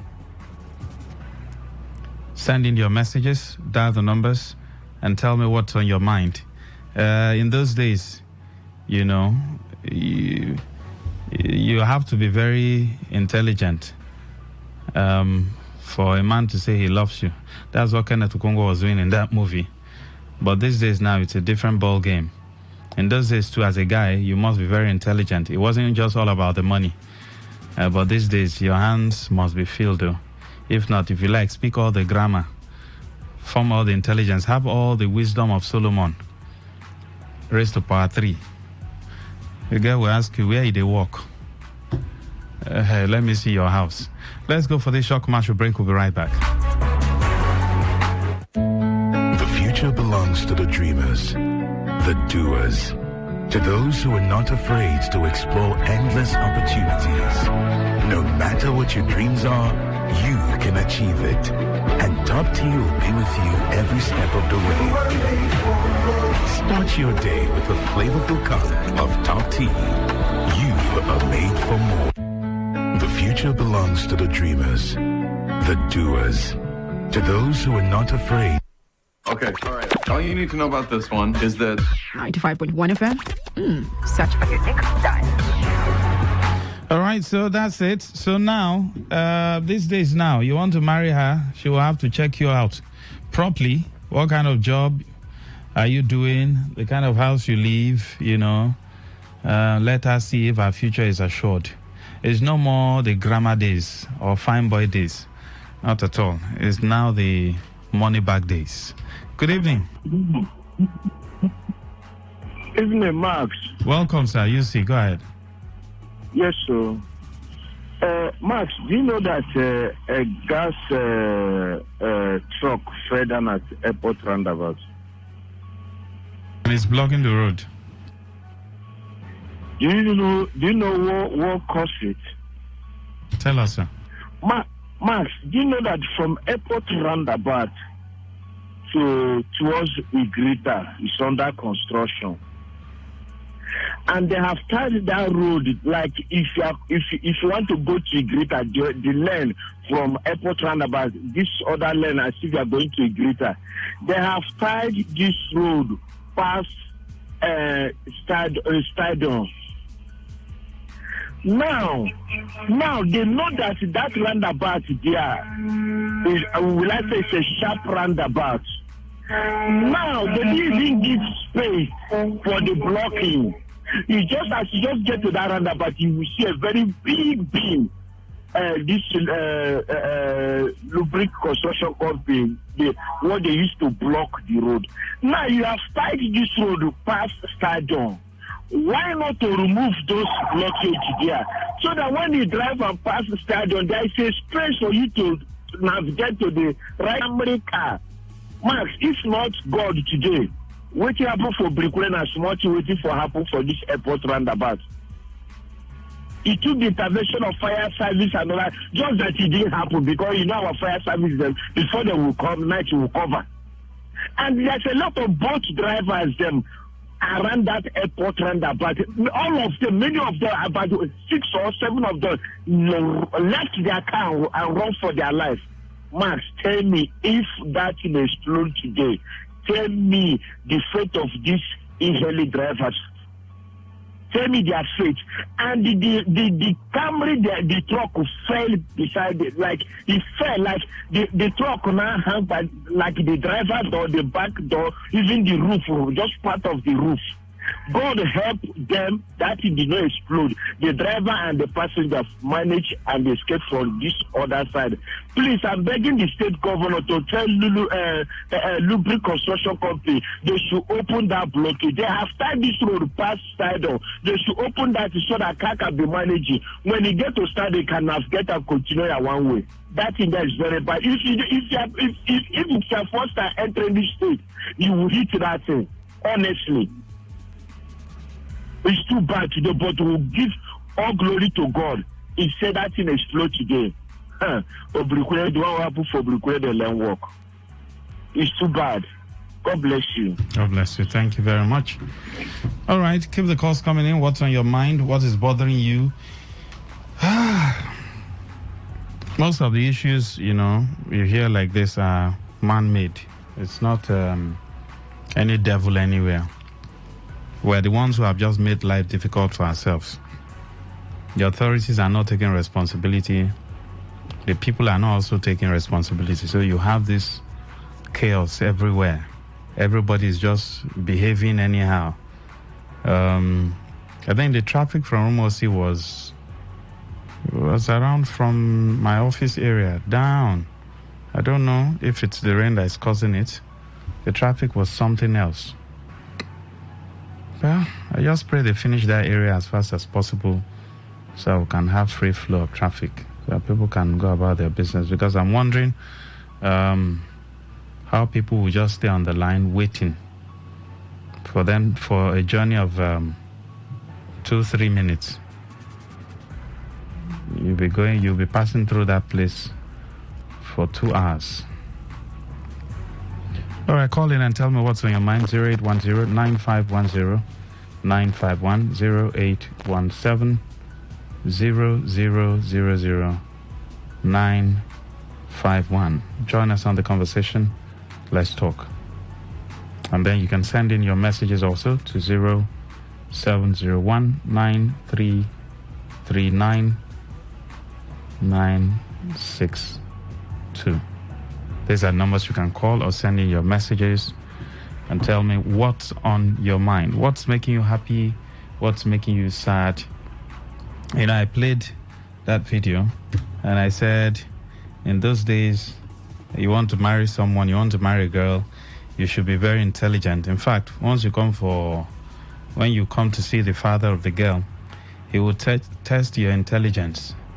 Someone was showing me a particular, let me even see if I can go through it. Yes, good evening. Hello, good evening. Yes, go ahead. Okay. My name is Deke. Yes, please. Calling from Abuja. Hello? Yes, sir, we can hear you. Go ahead, sir. Oh, I'm so sorry. Please call back. Please turn off your listening device. Anytime you call in, please. Someone shared a particular this thing. What do you call it now? Marriage list. And you have a lot of items. The one for the mother, they have 32 items. Let me just go through it sharp. You see the reason why guys will find it difficult to marry this period. It said 1 lady bike motorcycle, 1 big basin with cover, with 10 tubers of yam, 1 stick of dry fish. This is just for the mother, the items you buy for the mother. We've not gone through for the father's own and others. 1 stick of dry fish, 1 big box with clothes complete, 1 big George, 1 lace wrapper, 1 piece of English wax, 1 piece of Nigerian wax, 1 piece of Hollandaise cloth, 1 handbag with 5,000 naira, 1 big head tie, 1 pair of shoes, 1 pair of slippers, 1 wristwatch, 1 dozen of brassiere, that's bra, half dozen of singlet, 1 roll of hair thread, 1 standing dressing mirror, 1 pedal chair with 1 shredding machine, 1 umbrella, 6 bags of salt, shredding knife with afang leaves, a pot of condiment with spoons, 2 small cover basin with crayfish and pepper, 1 bag of rice, 1 bag of gari, 20 liters of groundnut oil, 1 bundle of firewood, 1 stock fish tie, 1 piece of wax, 10 crates of mineral, 10 cartons of malt. Bride price is 500,000. Mother-in-law fee is 10,000 naira. This is just for the mother. You have other ones too, but this was the one I saw. A friend of mine who also wanted to get married in that particular area also. Okay, I think I've got the other ones. Okay, see the other ones. Father's item, 1 she-goat, bride price of 1 million naira. Chieftaincy apparel with wax or suits to match, 1 dozen of pants, 1 dozen of singlet, 1 hat, 1 walking stick, 1 traveling bag with 15,000 naira inside, 1 piece of towel, 1 wristwatch, 1 pair of shoe to size, 1 pair of socks, 1 stick of umbrella, 1 Q-Link motorcycle, 1 wall clock. Then there's another one. They say it's real marriage. 4 legs of table, 4 legs of table, 4 bottles of what do they even call it? Is it kai kai? 1 big bottle of 3-in-1 whiskey, 2 bottles of a particular wine, 2 bottles of another particular wine, 3 bottles of another wine, confirmation of marriage. It's all right. Then for youth, 4 cartons of beer, 1 roll of cigarette, they call the name there, 1 roll of matchbox, 2 bottles of schnapps, 1 bottle of kai kai, 10,000 naira.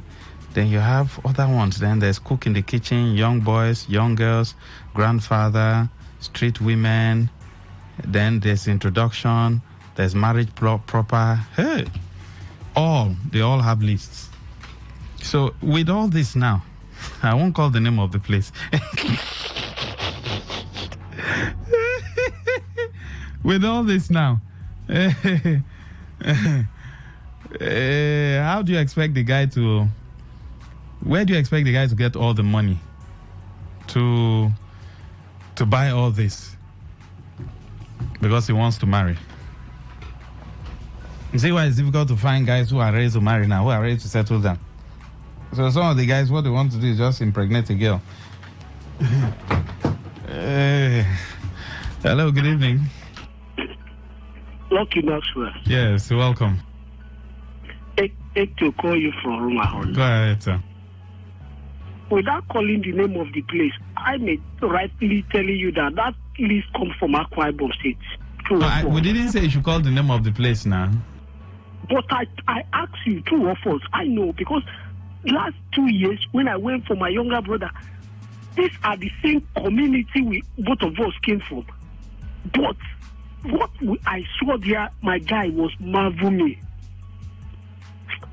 How will people marry? I'm telling you the state I came from. All of us, we are from this particular community. They get from the same community with us. But I'm talking to you the least my brother paid to the extent this boy was exhausted. I have to take over the responsibility and make sure that we head it to some certain level. Also, I was so disappointed. So at the end of it, I say, wow, the same community. Look at, they don't even bother to shift the ground. People are, but my question is that, when are these people, when a man was alone training this child or training these children, where were these people? People should fear God more, please. I'm begging them. Because I won't do that to any man that will come to marry my daughter. It's a wickedness of high places. Thank you. Thank you very much for your time. So, please, with this kind of list, let's just get set for, next set of baby mamas, rolling out in and out.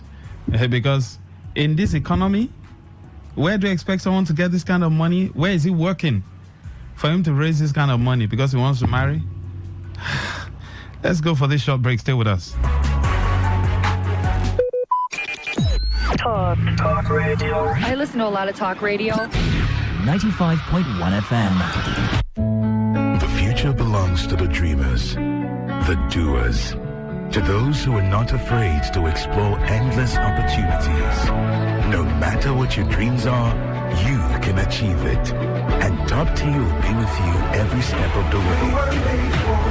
Start your day with a flavorful cup of Top Tea. You are made for more. The future belongs to the dreamers, the doers, to those who are not afraid. Don't get it mixed up. You are listening to Today 95.1 FM, your premium talk, news, and sports station in Port Harcourt. We are the voice of the people. All right, welcome back. We have just 1 or 2 minutes before we hop into area talk. So for this kind of list, for elders or, places, don't they think it is time for them to tune down? Because yes, this is Africa, our cultures, you can't just roll it away. But who created these cultures? Men, right? So there can be adjustment here and there. Good evening. Yeah, good evening, Maxwell. Go ahead, your last caller for this segment.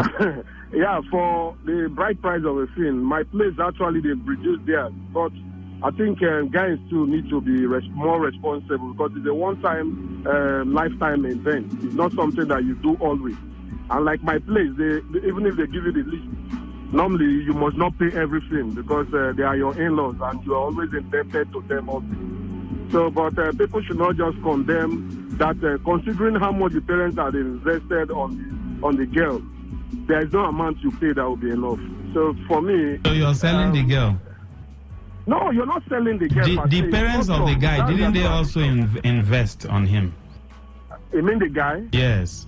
But you're going to pick another person's daughter. They're all saying the same thing now. Look at the economy now. Where do you expect someone to get that kind of money from? I mean, let's be realistic. Yeah, but like my place, if you don't mind, I might just mention it. Our owner will produce that.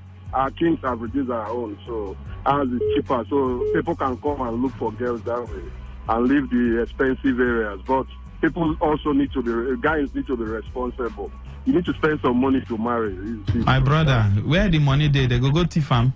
How you go do now? When you say you have to be responsible, a civil servant, how much are they paid?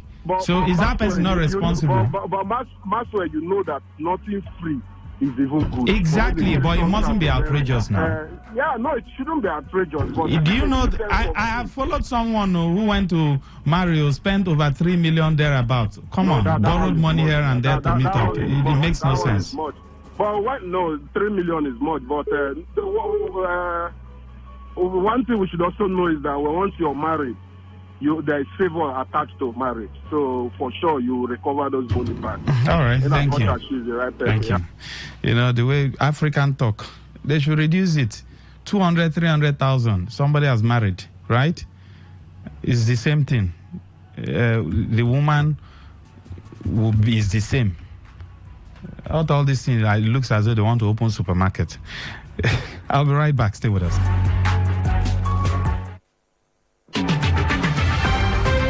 Today's news in 60. The Central Bank of Nigeria, CBN, has said Nigerians affected by the rising cost of living has obtained a credit facility worth 3.82 trillion naira from banks as of January 2024.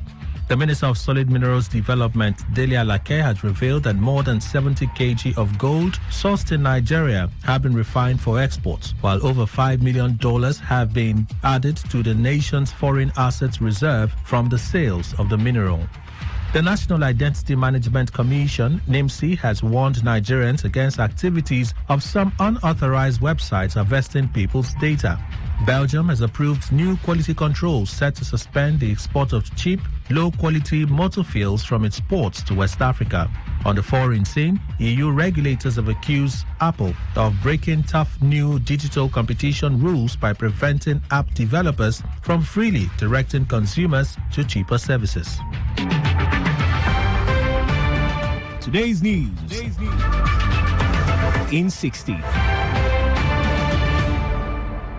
Please listen to this infomercial, a newsletter to Rivers State people. Against the risk of being considered incisive, we still elect to remain consistent and resolute in our depth engagements on the issues of Rivers State without minding 10 hots whose ox is God. We draw our strength from the fact that we are bona fide citizens of Rivers State and critical stakeholders, for that matter, by all standards of measurements. Our resilience in speaking the truth to issues and power in Rivers State cannot be cowed. Neither would we yield to the tendencies of centrifugal forces machinating attempts to psychologize us to docility. Rivers State is sitting on the keg of gunpowder. We speak as critical stakeholders and leader of a vocal opposition party in the state, the All Progressives Congress APC. Consider this. Is it normal to have security agencies and police seal up the gates of the 23 councils headquarters and refuse access to even staffers of the councils? Note, we speak not against the security and police who have timelessly taken over the councils. For us, it is consistent with the duties they owe the state to ensure they maintain public peace and order as well as tranquility. Kudos to the IGP and the CP. Is it normal to live in a state with a palpable, precarious tomorrow, and morbid fear of the unknown? What will the family of the non-allied slain police officer at Omoma LGA be feeling? What about the vigilante personnel? What of the young man of Ahoda East LGA? What is the root cause? Whose fault? Was it avoidable? Think. I am still thinking. Whilst thinking, endeavor to be objective and not jaundiced. Try to avoid the pitfalls of logical fallacies. Think from the heart, not the pocket or any other patronage in view. Can the governor of Rivers State rein in his unbridled temperament and recant the low quotes and nuances of the jungle as matured, dished out in the most uncouth way while addressing Rivers State people whom he swore an oath to defend and protect? Can the governor not continue to promote ethical chauvinism? Can the chant of Asawana be restricted to when the people meet to discuss their common concerns in their closets and not provoking identity of conscientizing for war? Can the governor recant his statement that Rivers State is bereft of elders with moral imperative and political pedigree to broker a truce among the feuding parties, and so take steps to convoke a meeting of elders and critical stakeholders of the state on one agenda: rebirth of peace in Rivers State? Final notes. Do we agree that development has taken the backseat in our dear River State? Our state, which was a paragon and cynosure of excellence, has nosedived to a pariah juxtaposed with neighboring and distant states. The biggest law. This is oxymoron in literature, but follow patiently. Do you know that Port Harcourt route in air transportation is dead? Do you know that to travel out of Port Harcourt by air to Abuja and Lagos, you would have to go through Owerri or Uyo airports? Arik Air, gone. Max Air, gone. Dana Air, gone. Airpeace, seldomly fly. Ibom Air, expert in flight rescheduling and outright cancelling. Have you considered that you and your ward has a job interview appointment in Abuja or Lagos and lost it because of flights? How about those investors who hitherto thronged into the state from Abuja and Lagos? Are they really coming with the epileptic flight arrangement into and out of Port Harcourt? How has the death of flights to and fro Port Harcourt, which I question dead route, help our economy? Granted, aviation is under the exclusive list and so under the purview of the federal government. Is it true that the federal government owns the flights and operates all the flights in Nigeria? Aren't individuals and state governments involved? Some of what constitutes Ibom Air Fleet are not outrightly purchased by the Akwa Ibom state government. They are on lease agreement with companies operating aircraft business abroad. Reason, those flights on franchise or whatever lease agreement have all whites as crew. River State people need to travel out and into Port Harcourt for private and official endeavors seamless as in other major cities like Abuja and Lagos. Can Governor Fubara be courageous to bail the cat? Isn't it what he was elected for? If Wike was notable, unarguably, for road constructions, prominently flyovers and education and health, to say the least, what will Fubara be remembered for? Rivers of trouble? In the present circumstances, just as the governor flies on jet acquired via taxpayers' money, he doesn't seem to bother with the plight of the downtrodden. He can make a case with the aviation ministry and operators of services thereto to accommodate River State, her people and visitors. If not, that the governor is clueless, rudderless, and unfocused as well as visionless. A journey of a certain amount in time is doubled, one leg to Lagos or Uyo or Owerri and the other to Abuja. When and where the movement is to Owerri or Uyo to board the flight by road, consider the risk associated with road travels and the inconveniences. Take it to the bank that the looming war with clear and manifest indices of war in River State has the proponents and antagonists all of the PDP. APC, River State and her focused leadership is not involved in the dangerous frail. We only provide a viable alternative. We therefore beckon well-cultured and cultivated River State people to condemn in absolute terms these shenanigans and razzmatazing and macabre dance of the PDP in River State. Think, we are still thinking. Signed, Chief Tony C. Okocha, KSC, DSSRS, JP, Chairman, APC, River State. Tune in for a journey beyond the ordinary. Fasten your seatbelts. We're not just a station. We are the station. Today, 95.1 FM, the voice of the people.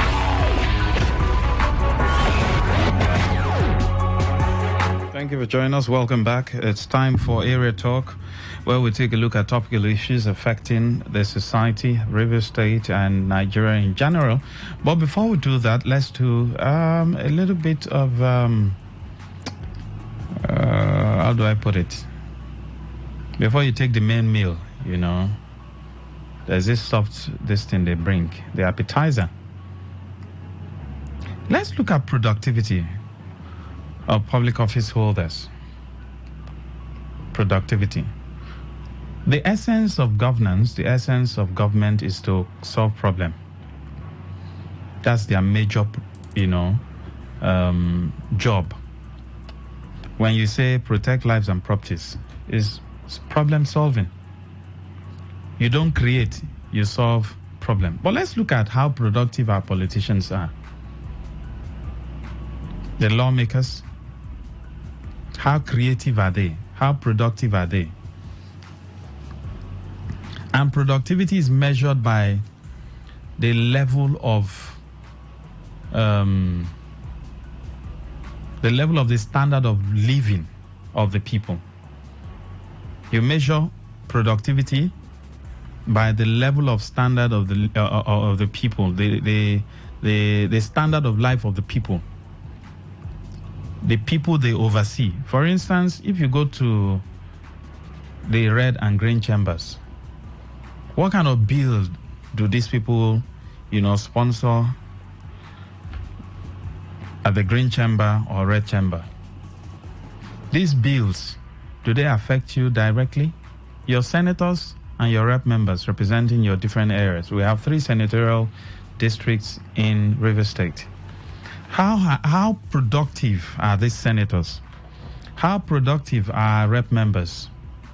I'm not talking about productivity when it comes to their selfish politics that they play, where they only speak when it is time for politics, when they want to malign their political opponent, when they want to praise their political masters, then you see them speak. I'm talking about really, really representing the people.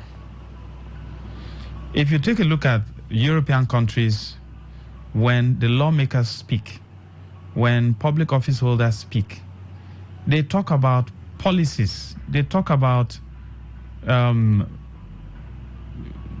how they can improve the lives of the people.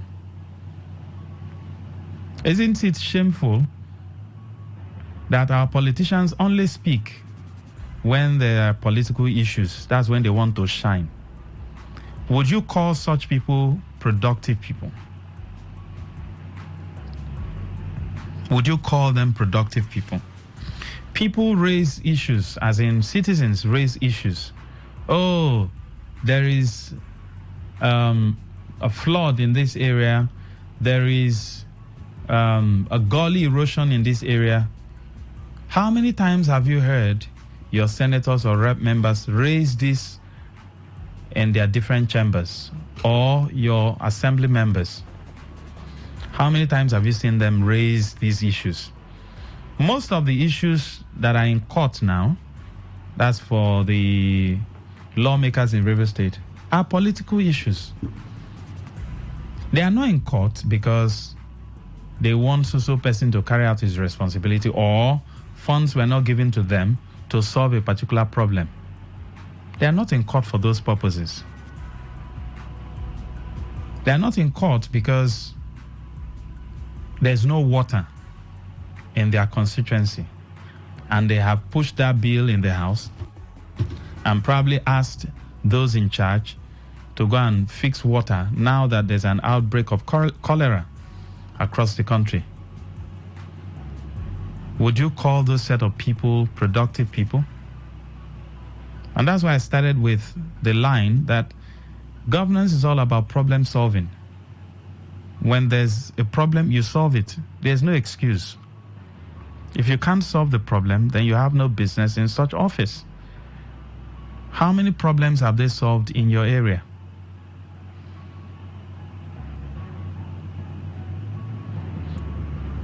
Because this will lead us to our main topic of discourse.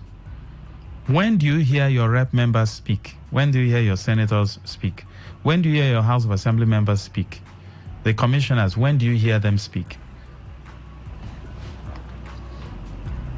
What constitutes their conversation?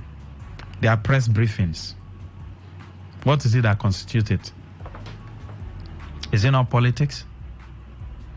Have you heard them speak that in 21 days, we are going to do everything possible to ensure that people within this area, these areas get potable drinking water so they don't contract cholera? There's a cholera outbreak now. Is your government solving that problem? These are the questions you should ask before you say, oh, we are supporting this person or we are supporting either this person. The question is, there's cholera outbreak. Oga, is there water in your area? The other day we had on Body District, the NMA chairman was here and he was talking about washing your hand under running water. Do we have running water on our streets? We don't. Except in some eateries. Office holders, have they looked for a way to solve such a problem? No. But you are supporting them. They're deviling you. And you still support them. Something is wrong. Because the essence of occupying an office is to solve problem. Unfortunately, black man, that's the African man, think that for someone to occupy a particular office is for the person to, even to the public office holder, is majorly for you, who is the follower, who support this set of people, who are not solving problems. Yet, they have been supporting the person who has been in office, who was supposed to solve that small problem. Now that there's cholera outbreak in the country, how many have you seen them come to dig? How long will it take for them? Please, professionals, how long does it take to dig a portable borehole? As in the one that will go down to give the people clean water. How long will it take? How much will it take? Has your government come to fix, water in your area? So these are the things. So most times you even discover that the problem is even from the people because they don't hold these people accountable. There's cholera outbreak now, yet most rural areas don't have potable drinking water. It means people will be having cholera in those areas, but you won't know because we don't have adequate data. You won't know. In the rural areas, in the villages, people will be stooling, having issues because you're supposed to have potable water. Then on the streets, even in the urban areas, we're supposed to have running water where, you handle money, you touch money. This money have moved from one hand to the other. And then you also enter public transport. You touch all the handles, the car handles, everything. Your hands are already, filled with a lot of germs. You're supposed to alight at every junction. You have running water, well connected with, soap and whatever. You just go there and you wash your hand and then you go your way. But we don't have these things. So if they are not solving problem, would you say they are productive? Why are they now receiving salaries, emoluments, and getting so much, apart from the ones they steal, the ones that are statutory, that is already huge. Why are they collecting it? I heard someone's daughter just graduated from, school abroad. Someone's daughter just graduated. But someone's son is busy following him to protest and to make noise on the street. But his own daughter just graduated from one of the Ivy League schools. So that's it. So if they are not solving problems, why are they in office? Why are they collecting salaries, allowances? Why are they enjoying so much if you are not solving problem? You now see that we have a problem as a nation. We have a problem. What the kind of car a commissioner drives, a commissioner, you won't equate it with the kind of car the British Prime Minister drives.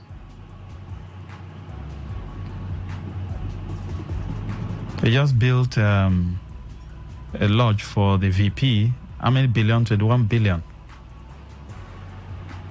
But education loan, 5 billion.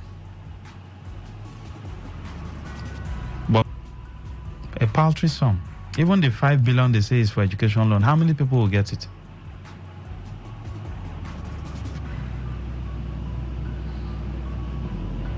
So, protest.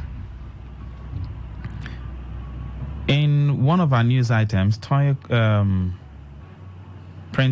was talking about the difficulty in convincing investors who are ready and willing to invest in the state.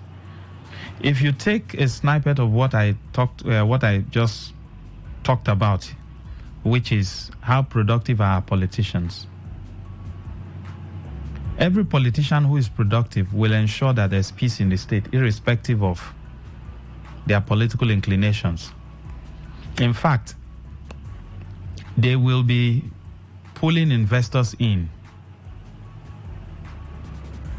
They'll be pulling what? Investors in. They are the ones to go to the governor. Governor, I have someone who wants to produce ceramic. Because when you pull an investor in, you have your own share now. That one is normal. That's marketing. Isn't that what the politicians should be doing? Whether they are in SDP, APC, PDP, Labour, irrespective of the party, now that we have a governor. Sir, I have someone who wants to plant rice. I have someone who wants to produce polyethylene. I need land. You do the marketing, you do the negotiation and everything. Of course, you get your own cut, but you have brought someone. That's productivity, true or false? Tony Princeville is saying that with what's happening in River State, it is difficult to talk to an investor to come. They are well-traveled, so probably he knows what he's saying. So he is putting the blame on politicians. He said the politicians have failed to heed the advice of elders, and that such character has contributed to stagnation of the crisis in River State. Now, you know all the players, all the political players in what has been happening, including the protests that just happened today, including we are not going to leave office until the appeal court gives a verdict. All the issues that have been happening, you know the players. The question is, how productive have they been? How many investors have they brought into this state?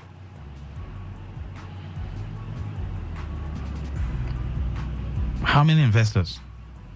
What idea have these guys brought on board that you say, oh, we are now producing tomato paste? Oh, we are now recycling waste to produce electricity. This man is a brain behind it. This woman is a brain behind it. Please tell me one person, whether on this camp or on the other camp, that you can point to that we are producing tomato paste in River State. I look at some of the drugs I buy. It is either in Kwara State, Ilorin, or Ogun State, or Lagos. Although we know that some pharmaceutical companies have left, but there are still some local pharmaceutical companies that are trying, to produce. Check. 1 or 2 antibiotics I've bought recently. One was produced in Ilorin, in Kwara State, the other in Ogun State. Even ordinary biscuit. Would you see Port Harcourt, River State, or Obiakpo, River State, or Ahoda, River State, produced by ABC Nigeria Limited, Ahoda, River State, biscuit or toothpaste? Which one? Which of these products can you say, if not for, is this man that was a go-between? He was the one who brought these people from Italy. They came and they started production. He brought them. Which of the politicians, please? Can you say, okay, even if he, in quote, doesn't have the money to invest, but he was able to go all out to bring an investor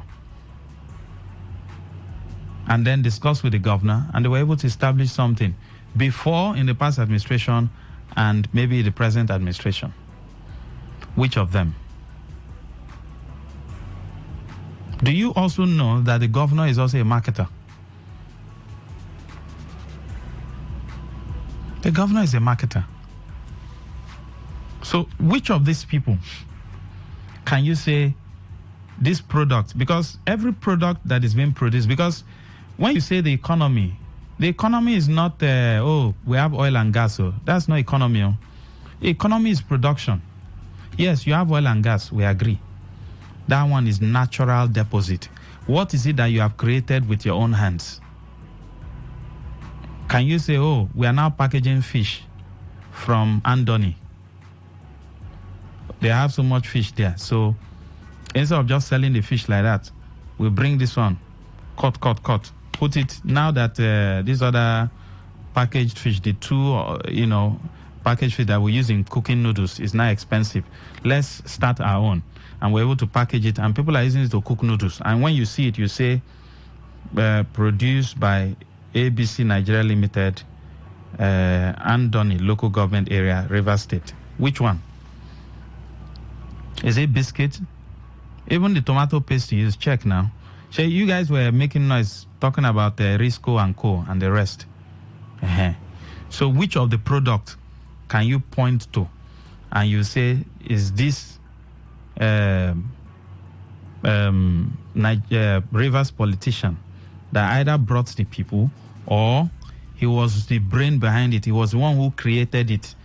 Maybe he stayed like this and thought about it that, Rivers people, what is it that is we can consume and then export to other states and other countries?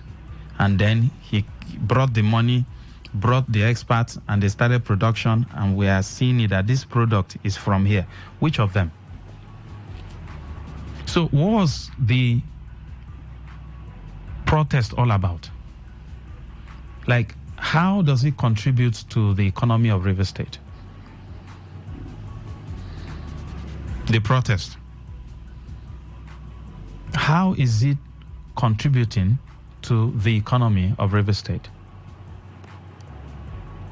Or do you think these politicians are merely doing this because there's free money from oil and gas that they will sell and they will share?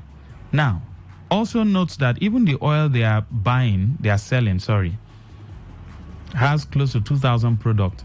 So how many of these politicians have said, instead of us to be selling this oil, we can make wig, of course, from oil.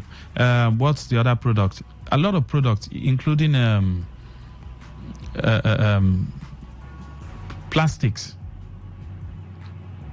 You have other byproducts. How many of them have said, even if it's 2 or 3 of these products, our women like wearing wigs, so let's produce wig.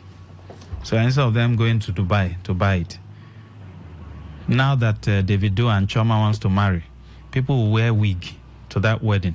So if we are producing wig in real estate, rest assured that the market will go up, because a lot of celebrities want to buy that fantastic wig to go for Davido and Choma's wedding. But we just sell the oil. They buy it for $100 something. A woman takes it there. He has all the factory that produces wig, produces this, that. So by the time they extract all the product from that one barrel, by the time they sell those products individually, they can make close to $5,000. Then they'll come back and buy one barrel from you for $120, and you'll be celebrating. So in River State, which of these politicians have created one thing? The people you call capacity people, whatever name you give to them, God sent, God chosen, how many of them have created something that is bringing foreign exchange? A product. Because like I said, even some of the drugs I've seen that I've used, a particular antibiotics was produced in Ilorin in Kwara State.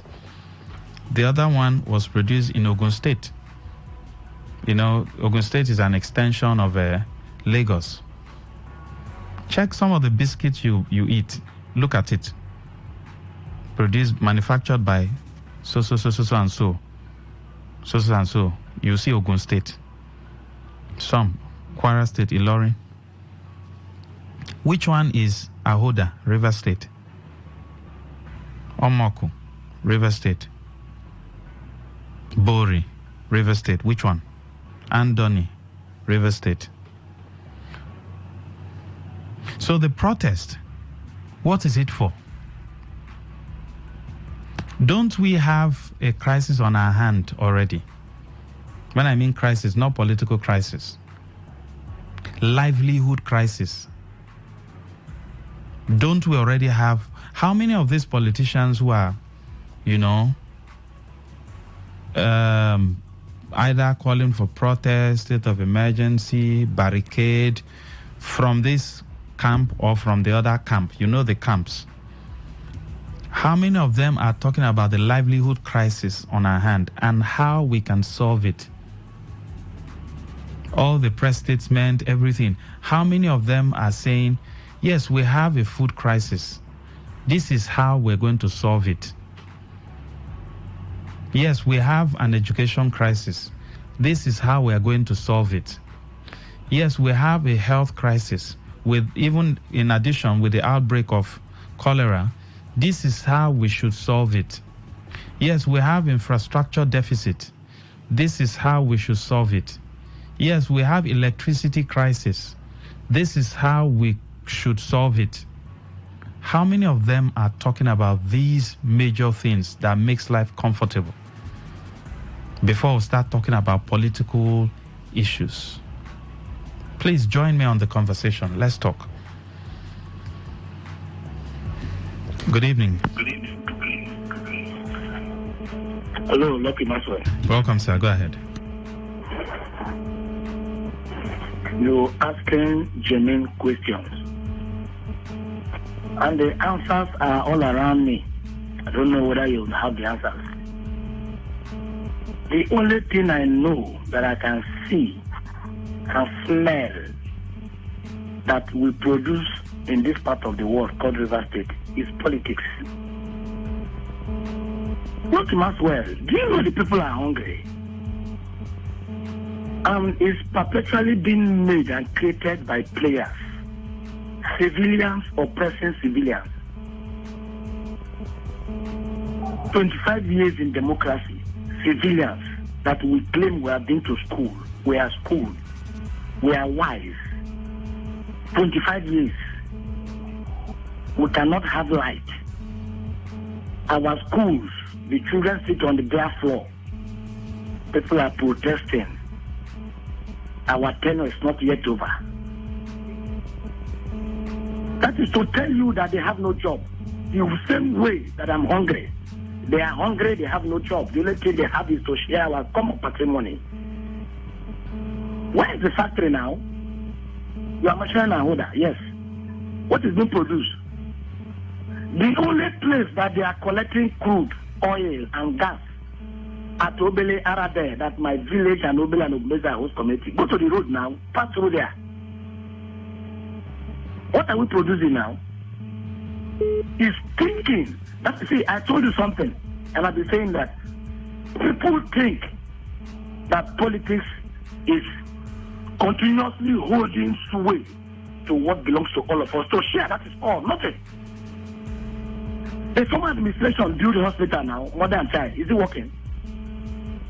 There's Gary processing plant at Irebi. Is it working? There's a P2D cardiovascular hospital at Mumokuta there. Is it working?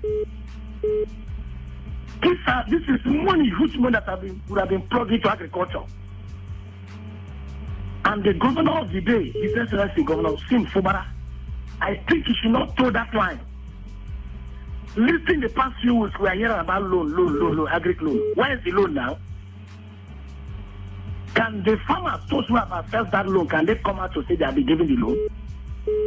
Somebody will tell me to be a governor to construct road, drink and water. That is not governance. Lucky Maxwell, I've said it and will speak myself that if I become governor or I become president, I will not travel to anywhere. I will remain here. People will come and look for me. I will create the enabling environment. Our people should think we are in for it. Can this, can that. Do River State belong to PDP? Does it belong to APC? The dragging is about money now. What are they dragging? Is it to wood the road, to cut the road, to clear the dirt on our streets, to make the children sit on bench? Is that what they are dragging? The answer is no. They are dragging the pot of porridge, which is our funds, our money. We can't manufacture anything. Those who struggle to manufacture, they chase them all around in the name of state, MOT or OBIAPA and all the rest. They chase them all around. They don't allow anybody to stay here. Can't we grow 25 years old in democracy? Somebody will say it's nothing. Okay, Maxwell, let us talk. We'll continue to talk. One day it will change. God bless you and bless the show. Thank you. Yes, good evening. Hello, Maxwell, good evening. Welcome, sir. Go ahead. I'm Frank from Port Harcourt. Can you speak up, sir? I'm Frank, calling from Port Harcourt. Yes, please. You see, we human beings, we have a lot of problems. That's why God says He has regretted to create human beings. Do you know that this thing that happened today? Hello? Yes, sir, we can hear you. This thing that happened today, one of my colleagues today at LA told me that they hired his boys, maybe from Rumete to MOI, maybe 30,000. They organized to anybody that followed them 2,000. And I say, human being, why must human being follow them to come and protest at MOHA local government? Is it the only thing that the Lord will do? Even look at ordinary local government identification. You go to local government during the Lord, you will spend 4,000-5,000 naira. Something that is supposed to do at least free for people. Or from that, he's still interested to remain in the office. In fact, woe to them in this river state. Good evening. All right, let's take some messages. Andy says, Max, the continued blockade of the LGA councils by the police is disturbing. I visited a health center. Recently, I got to understand that they get their vaccines from the councils. So I am wondering how mothers can be able to give their infant babies vaccine. These politicians will not kill us in this state. Andy, thank you. Good evening. Yeah, good evening, Maxwell. Go ahead, sir. Maxwell, it's only God that will bless you for all these topics you bring about. My people say that ears is not as large as plantain leaves. However little that ear is, and it allows itself to hear. It will hear. And when you hear, what do you do with it? You become reasonable. You apply it on your daily doings. Maxwell, I was going to Ahoda today to do some work. Around where? I am telling you, only one truck, one trailer, wherever that trailer was coming from, I do not know. That trailer was surrounded by almost up to 100 boys, youths. What were they giving or holding on their hands? Sticks. So we are just jostling to open the container to see what that trailer, what is in the container. Some went to the driver, some just to make sure that they extort something from that container.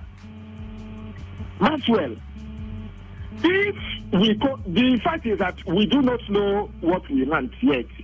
We are yet to know what our problems are.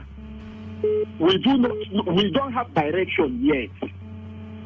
We are a people that when we wake up in the morning, wherever the breeze blows us to, carries us, we go there. If it is good there, if it is bad, we take it like that.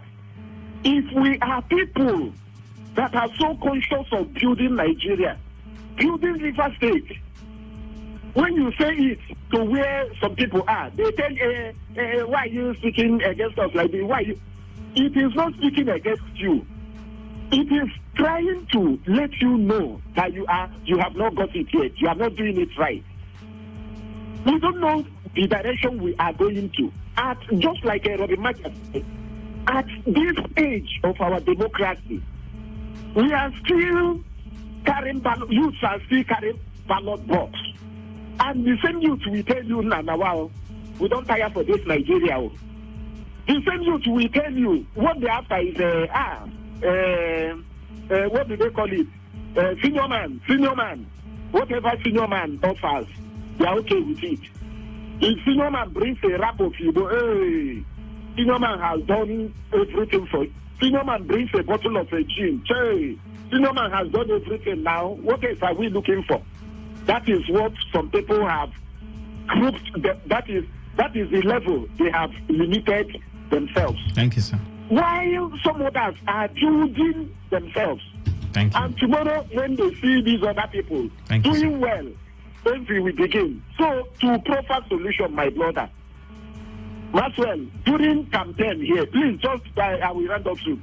During campaign, a candidate came here and sat down face to face with Nelson Wike, the then governor, and asked him, why is it that only Lagos ports, only Lagos seaports are functional in Nigeria?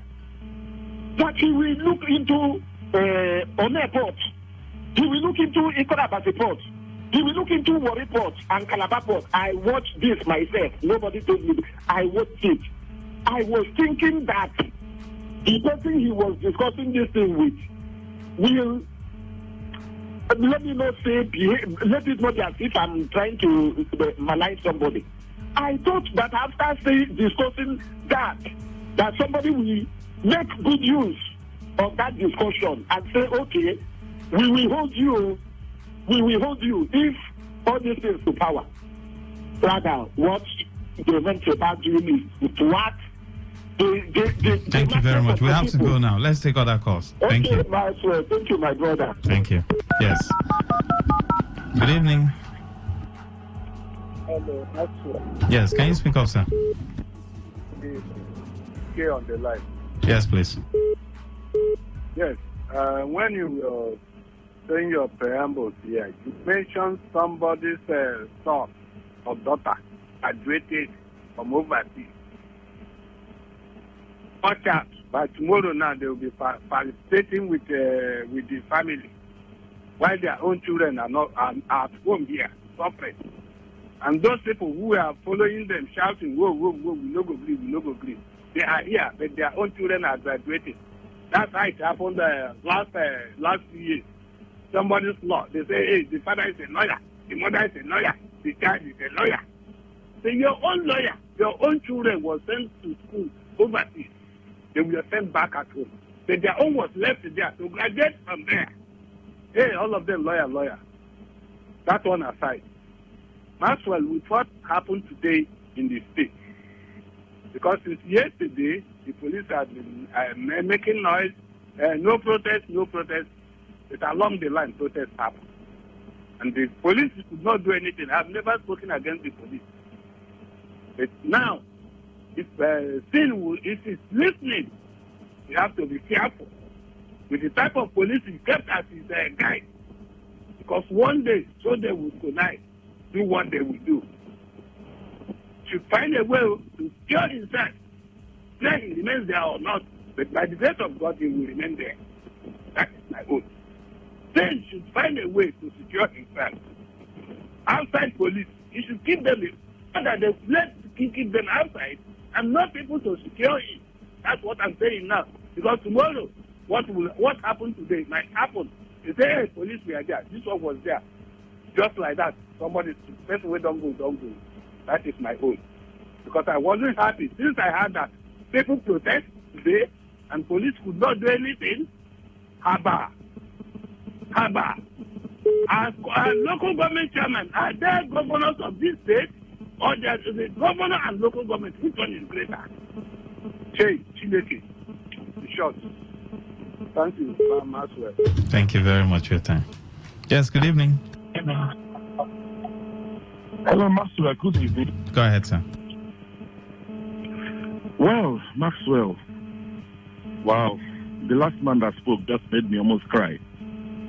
You know, when he ended, he called God. Probably that's the prayer man or whosoever. And if you listen to the tone of that man's voice, he's not a small boy. The other man that called earlier, before this same man, said about the seaports. Yes. They will not make seaports here. They will not allow any seaport to function in old eastern Nigeria, whether it's the south or southeast.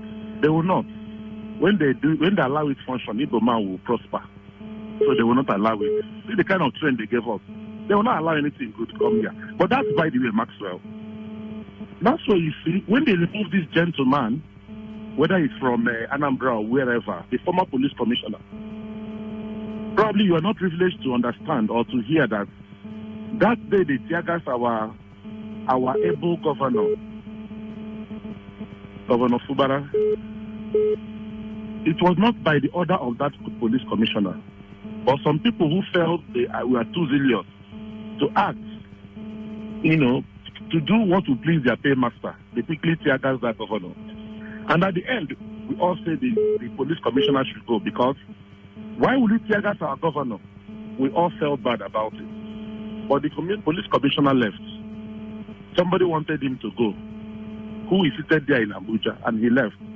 And under that same person, allegedly, he brought somebody who would do his deed, and the person is doing his deed. Police, hear very well.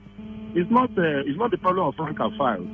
It's not the problem of other police officers, DCP or whatever, Assistant Commissioner of Police or Deputy Commissioner of Police. The order is coming from Abuja to the Commissioner of Police, and is ordering them. We have a court order, State High Court order. Yes, Federal High Court. State High Court. State High Court. That said, that was the last order we have gotten from Court of Competent Jurisdiction. That said, any law made by Martin Amehule and co will not stand. It's an illegality. It's null and void because they are not members of assembly. When the Commissioner of Police said he has one court judgment, I thought that was what he meant, because that's the only court judgment to have before the appeal court you are waiting for. Some people went and barricaded the whole local government area. You heard that man talk about vaccine. Yes, vaccination is going on, and they are all kept in local government areas. And they went and barricaded those local government areas, thinking they are doing sin. You're not doing sin. You're doing the people, the children, the young ladies, young women of River State. They continue to barricade that place. Those vaccines probably will go bad because there won't be light and all that. You talked about development. That's well. Most of the companies, even if owned by a Rivers man, they may not allow that company to be cited here. They will bring politics and ensure that company is cited in Ogun State. Drug or whatever you call it. Why? Because we don't even like ourselves. I can mention about 10 men in River State that can make an industrial area with the kind of money they have. And most of those people didn't get their money by their hard work. It was government money they looted, allegedly looted, or they collected. They can make a town. They can make Ogoni a town, functional town. They can make Ahoda a functional town state. And all the people will be lining up in front of his house with their basin, begging for money. Rankadede. That was the only one rich man. It doesn't happen in this part of the country, and it will never happen. Whether they have structure or they don't have structure, let their structure not be the one that they have the money, they withhold it back, those boys will come and beg them. You heard what the man said about a trailer at Ahoda. That is what they want to reduce us to. They want to reduce our economic value, our buying purchase value, so that 2027 will start begging them for food. God in heaven will not allow that. Let something happen, and happen for good, so that the state will be liberated. Governor Simlaye made a statement that if there is nothing he has done for this state, he has liberated this state. And it's true. And somebody doesn't want this state to be liberated. One man somewhere, he wanted to be owner of a state God created about 27 years ago. When God created River State, I'm sure you are breathing, you are washing your tummy, you are breathing only on your stomach, and you want to take everything. Look at the able men, even the lawyers, the ones that have PhD in law, that we expect, that have children, that should do something and do it decently, will go and barricade. Even when police say, don't protest, you went ahead to protest. What are you telling us? What impression are you giving the world? All right. This state is a blessed state. I want those people who probably protested today, wanting the police to barricade the office or some people's offices where they go to make their daily bread. When you go to the council, for instance, people hawk. Not that they have shop where they sell, and they go back home that same day, siege with that money. But what I'm saying, police, let them remove their hand from that suit before it becomes monkey hands. Thank you, Maxwell. Thank you, Doc. Good evening. All right, send in your messages. 0701-933-9962. Good evening.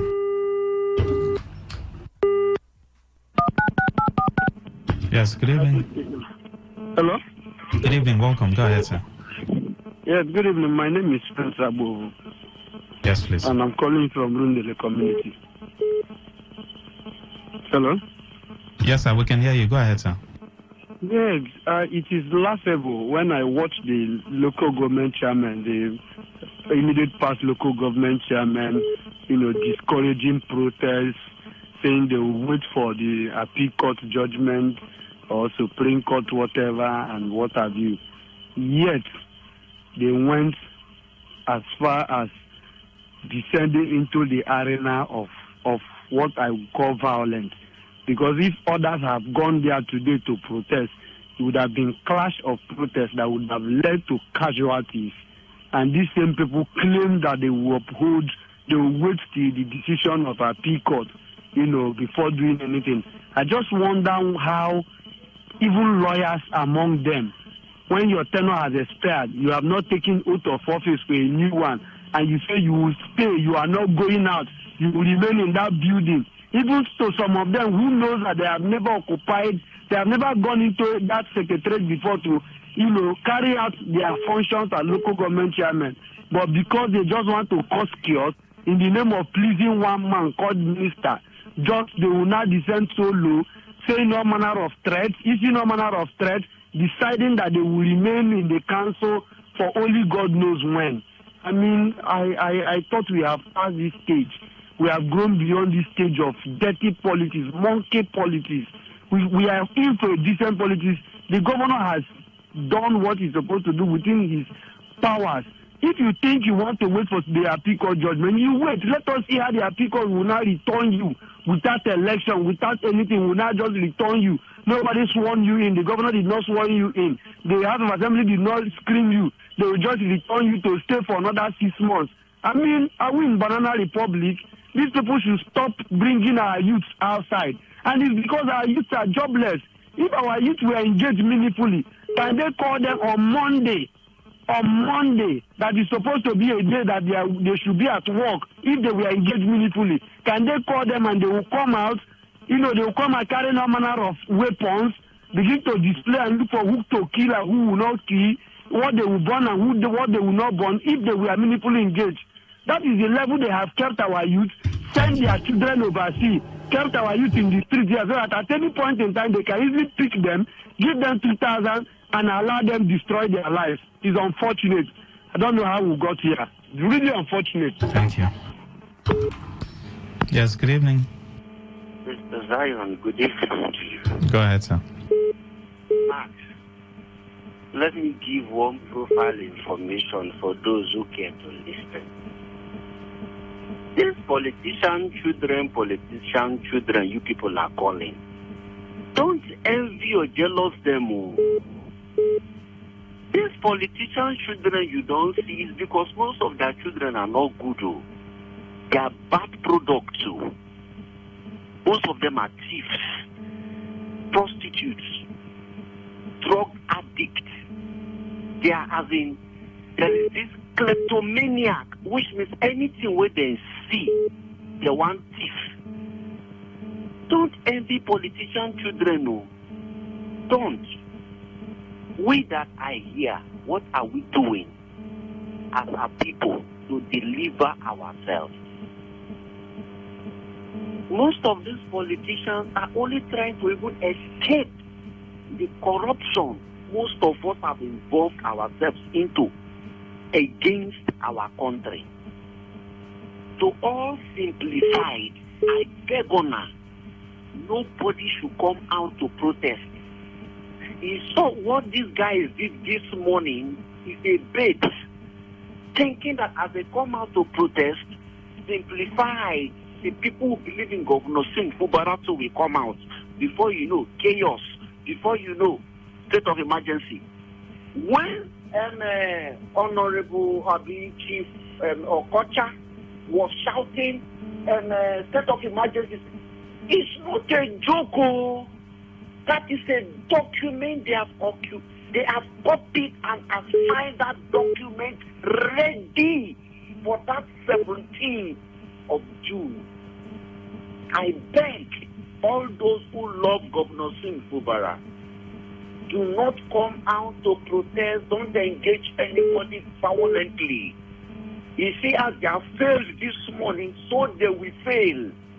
I want to challenge anybody who supports former Governor Wike more than Mr. Zion.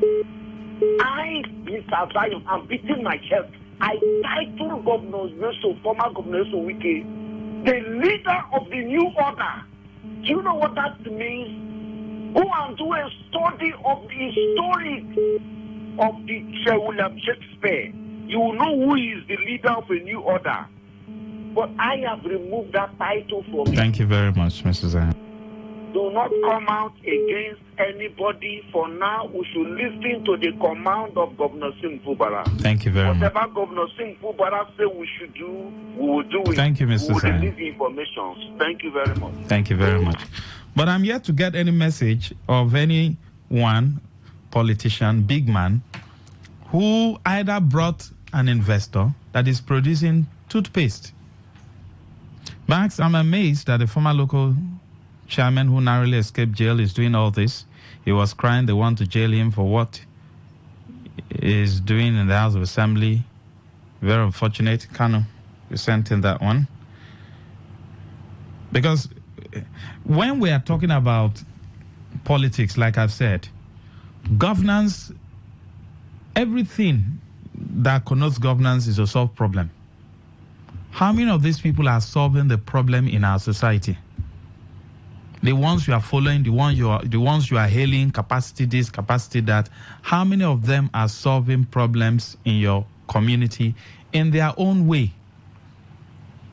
Have they solved the Gary problem? Very simple formula. Get the cassava processing. The governor will clear the people who carry their cows to disturb our farmers, clear those boys who also disturb in rural areas. There will be massive famine. You bring your cassava, they weigh it. When they weigh it, they pay you, and you go, right? It will spoil you to go and do more cassava. That's a problem solved already. Gari will be produced everywhere, will be yafu yafu. Are they solving these problems? But when they say come out to protest, come out to do this, come out to do that, you come out.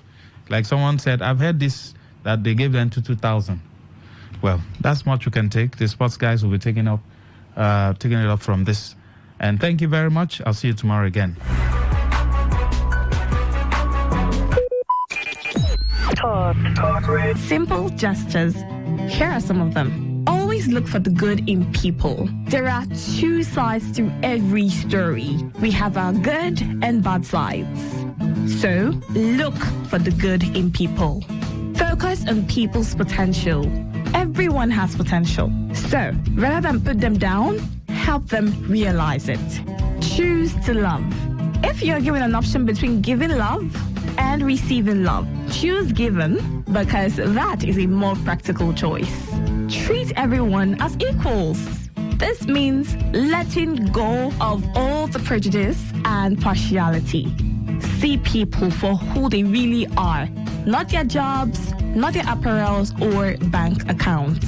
If everyone does this, then the world would be a better place. Love yourself. You cannot give what you don't have.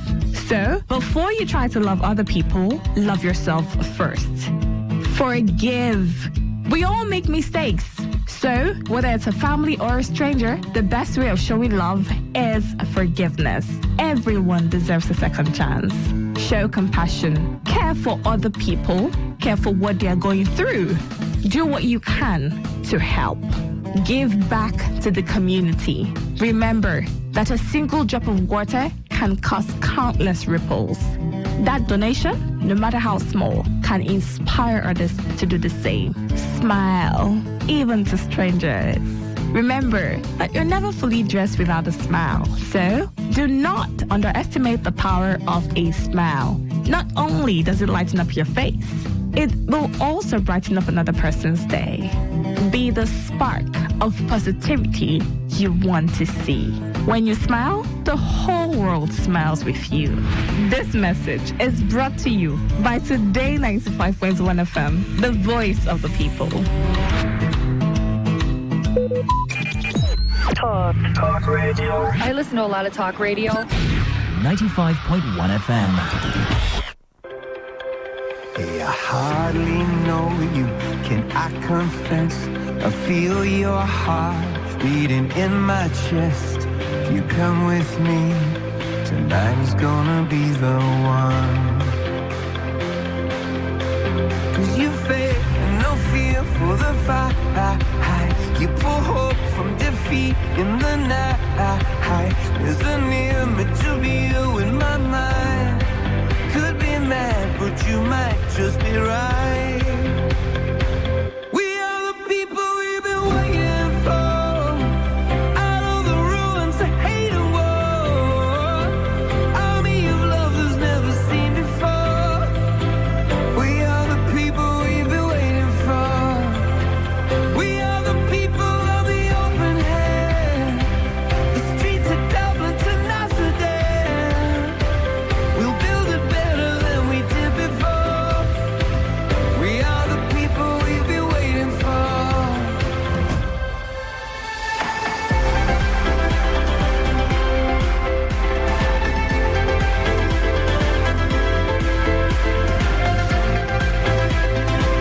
We are the people we've been waiting for. All right, officially, we have been waiting for you, and this is the right time as we take you through the live coverage of the Italy versus Croatia third match day 3 encounter right there in Group B. A very good evening to you as I have welcomed you already to this live coverage on Today 95.1. It is the Sports Gang right here with you from now up until the 10 o'clock hour with both teams already on the field at the Stadium Leipzig. Coaches Zlatko Dalic and Luciano Spalletti both have plenty to ponder going into this particular pivotal match day 3 encounter. Croatia have just 1 point so far after following up their defeat by Group B winners Spain with a 2-2 draw against Albania. Their once Pasimios backline has already been breached 5 times, and a positive result in Leipzig will require strong defensive foundation. And the foundation of this show, we would start by going to pay our bills. So stick around as we'll be back to continue shortly. Culture isn't just about music or tradition. It is what inspires us. It is what brings us closer to sit together and share a drink. One that is inspired by rich African roots and herbs with that unique taste that reminds you that this is ours. Enjoy the rich flavor blend of roots and herbs for that refreshing taste. Origin, my roots, my power. Drink responsibly. Not for sale to persons under the age of 18. Hey, I hardly know you, can I confess? All right, so welcome back. If you're just joining us, it is the live coverage of the game between Italy and Croatia right there in match day 3 of the ongoing Euros 2024 right there in Germany. The Azuris were also given a fright, as I was saying before I talked about Croatia. For the Azuris, the Italian side, they were given a fright by Albania in their opening game, conceding inside the 23rd second of that particular game before recovering to win 2-1, and they were spanked by Spain 3-0. Already proceedings are on, and we'll just go through what we have for today. But before I do that, I would like to let you know that I've got a full house right here with me. I've got Henry Ogugwo, I've got Priye Uzogu, I've got Ovie, and also Reliable Reliance. All right, looking at what we have right now on the pitch of play, Croatia are lined up in a 4-3-3 formation with Dominik Livakovic in goal.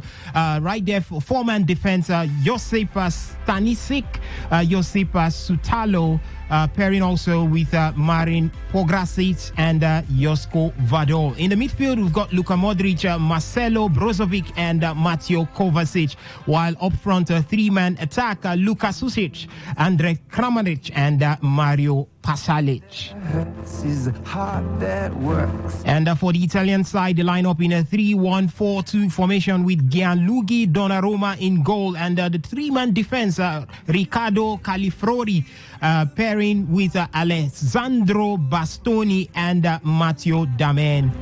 In the midfield, we've got Jorginho, Federico D'Amaco, Lorenzo Pellegrini, Nicolo Barella, and Giovanni Di Lorenzo. And up front, we've got Matteo Retrigu as pairing with Giacomo Raspadori.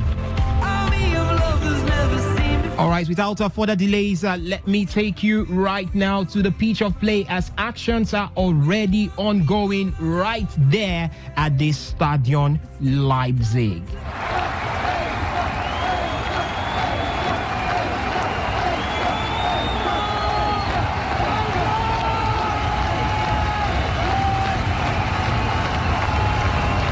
All right, it seems to be a KG1 right here between the Azuris and the Croatian national team. They are nicknamed those that can get results when it's getting tough, and definitely that's exactly what they will be doing right here. Let me come to the guys in the studio. Henry, I'll start off with you, and we already seen proceedings at this point in time. Yet to get who is in and who is out, but who becomes the determining factor in this particular one? There are a lot of things that can determine or will play a role in deciding who actually gets the result they want. Croatia needs an outright victory if they want to stand a chance of making it into the round of 16. For Italy, draw might just be enough because of the dynamics of this group are actually quite, you want to say, a bit more straightforward. Spain, Albania, let's paint the scenario. Spain beat Albania, which is what most people are expecting, and Italy wins 4 points. They will finish second, so they don't need to start waiting for a best loser. And for Croatia, you mean 2 points, and you have to start waiting for hopefully being one of the best losers. But I don't know how. I've never seen where 2 points have gotten you through as the best loser ever. Even 3 points, you're not guaranteed, depending on what your goal difference is. So when you look at both sides, Croatia are condemned to win. It's as simple as that. Italy just have to avoid defeat. Even if they do get defeated or beaten, I mean, they have a favorable goal difference. They have their goal difference is on 0, and let's just say they lose by a goal to nothing or by a goal margin, it's just -1. -1 with 3 points might just be good enough to get you through as best losers, but it doesn't set a good precedent in such a competition. But we do know knockout football is different. Portugal in 2016 will come to mind when the competition was first increased to 24 teams, drawing all 3 group games and going on to win the trophy. So for Italy, we need to see a step up from the performance of what we saw against Spain. For Croatia, it has to be better from what we've seen in the first 2 matches. Spain, they created a lot of chances, they just couldn't convert. Against Albania, it was a poor and shabby first half. Second half, it was better, but defensively, they let themselves down in the closing stages of the game. So we need to see better performances from this two sides, from based on what we saw in the first 2 games from them in this competition. Italy, good enough. They didn't concede early like they did against Albania. The shape needs to be good defensively. Croatia are definitely going to move around with the ball. You don't have a midfield of Brozovic, Modric, and Kovacic, and you don't expect them to have or boss the play around in a way. But the problem is the pace. Do they have the pace? Croatia has never been a side with the pace up front, so that's something the Italians will make it easier to cope with than when you're dealing with Nico Williams and Lamine Yamal almost every second. So I mean, that's something that at least they can be rest assured they won't deal with that. Then on your own, when you're moving forward, utilize Federico Di Marco and co as much as possible. Pellegrini, these are players that can hurt you in the final third. They are good at doing that. And today, Di Marco man decided to drop Skamaka and bring in Retegui. Skamaka has not had the best of competition, so let's see what the Genoa man Retegui actually has for us today. But basically, we're looking for improvements from what we've seen, especially from the last game, or what we saw from the last game from both sides. All right, and looking at what we are having right there, it's been the right side of play with Croatia trying to do the magic there with the man Luka Modric pairing with Luka Sušić also up front. So it seems that this is going to be a KG midfield battle between these two Priye. I'm seeing a packed midfield for the Italian side, 5 men in the midfield against the 3-man midfield for Croatia. How would this be going through for you? I think for me, the wing backs are going to play an important role in this game. For the Italian side, I'm talking about Di Lorenzo and Di Marco. These are quite important players when you play such formation, because you need them to actually overlap and get to very, very critical positions, especially the final third, where they can create for the front players, no doubt about that. But for the Croatia side, the issue they're having is, over the years, I think they have not gotten some players that have stepped up to actually replace basically the golden generation that did it quite well in the past 2 World Cup. I think they are still struggling to get those players. Yes, we have Kramaric, he's trying to do his bit. He did that in the last competition, last World Cup. Yes, he can do it, but we still need the young lads to actually do it. We have not seen them replace Mandzukic, some very, very important players in the squad. Talking about Vidal and all in the defense line. So for me, I think, yes, they have a solid central midfield, but what will they do when they get to the final third is quite important. They have the finish, they have the players that can actually get them that goal. For me to be very, very difficult. Their form in the past 2 games, even though when they score, it's easy for them to concede against their opponent. And if you look at this Italian side, they're quite disciplined. I saw the game against Albania. They conceded in the first 5 minutes, within the first 5 minutes of the game. But we saw how they build their confidence. They managed the game. They were not panic. That's the kind of team they are playing against. So for me, I think Croatia are in trouble. All what they need to do is possibly get an early goal, try as much as possible to maintain the shape and possess the ball when necessary, and see what they can actually get from this game. But I think it will be a very difficult night for Croatia. All right, but Croatia have enjoyed a fair share of possession at this point. Before, while Priye was yet talking, we saw Andrej Kramaric swing in one into the Italian defense line, and that was Mario Pasalic also there to take that one, but good enough, it was thrown out. So at this point, we are seeing Italy moving forward. A corner kick there for Italy, as that one was put out of play by Josko Vador. Reliance, let me come to you. Looking at what we have at this point on the screen, it's going to be a pretty slow one. Remember that Spain are also up against Albania at the same time. What are some of the chances that you're seeing from this group? Are we going to be seeing three teams looking at making their way through? Well, I doubt the possibility of that happening. Unless, let's say, Croatia beats Italy, and that will guarantee them 5 points. And I think 5 points is more or less good enough for you to make it. Maybe make it as one of the best losers or something. They lost against Spain. They have how many points at the moment? Croatia. 1 point. So okay. They win is 4. So 4 points. 4 points can guarantee you as one of the best losers to make it to the next round of the competition. That depends on results elsewhere. So with the way things stand, Croatia are more condemned to win. And when you look at you playing against a very resolute defensive Italian side, it's always going to be difficult. Okay, and before we continue with actions right there at the Stadio Leipzig, let's go also to pay some bills. We'll be right back after this. 3 way get deep root, not the fear breeze. Person way sabi in roots, no fit loss. And if you sabi say correct drink, they bring the taste of home. It means say you sabi your origin. Origin bitters. They inspired by our rich and flavorful roots and herbs. That is to say, person will sabi where you come from. They deeply rooted and now original. Origin, my roots, my power. Drink responsibly, not be for sale to people who never reach 18 years.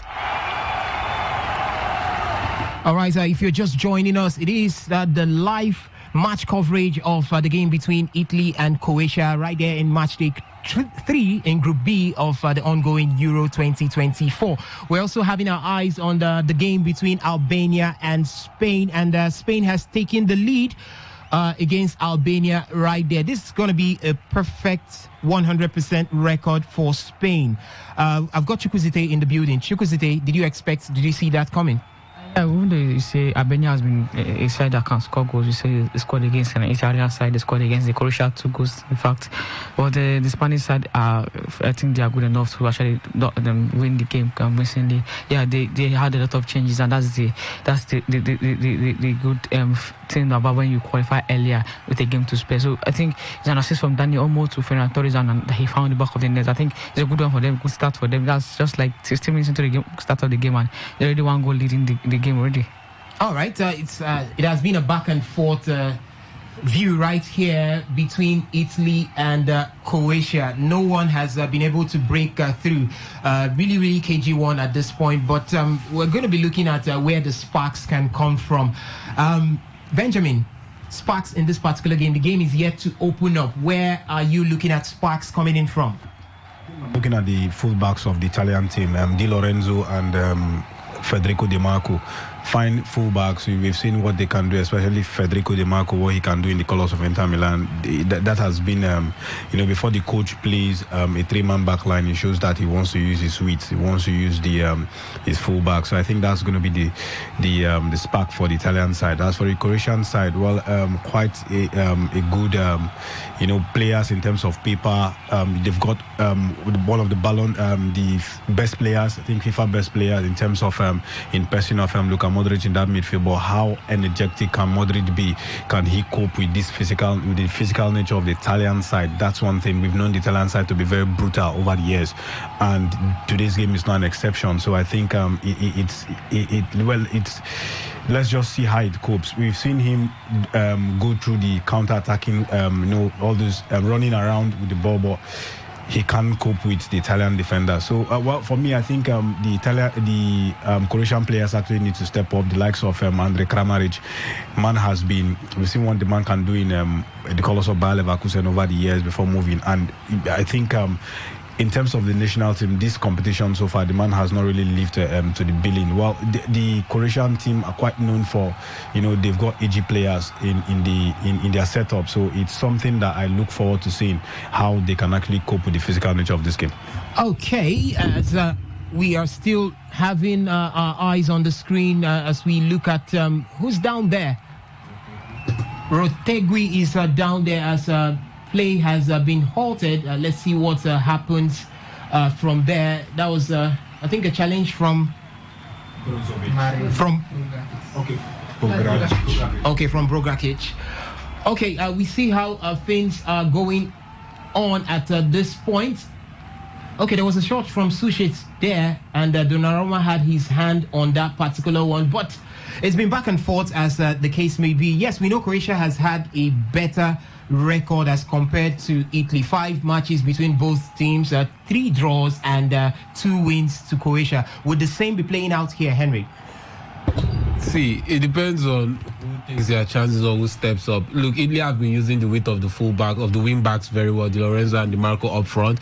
Like I said, Retegui is more action-packed than Scamacca. Scamacca waits to be fed, although yes, every striker needs service, no doubt about that, but Retegui can work with little or nothing. He does that very well with Genoa, and there's a reason why clubs like Juventus or other bigger clubs in the Serie A are looking at the man based on what he did last season. And we did see, although it was a miscontrol on his own part, but he did draw a foul there in a situation maybe you might want to believe Italy would have done better with, but they didn't. So I mean, like I said, it's all about Italy using the width, which side takes their chances, which side actually interprets the coach's play better.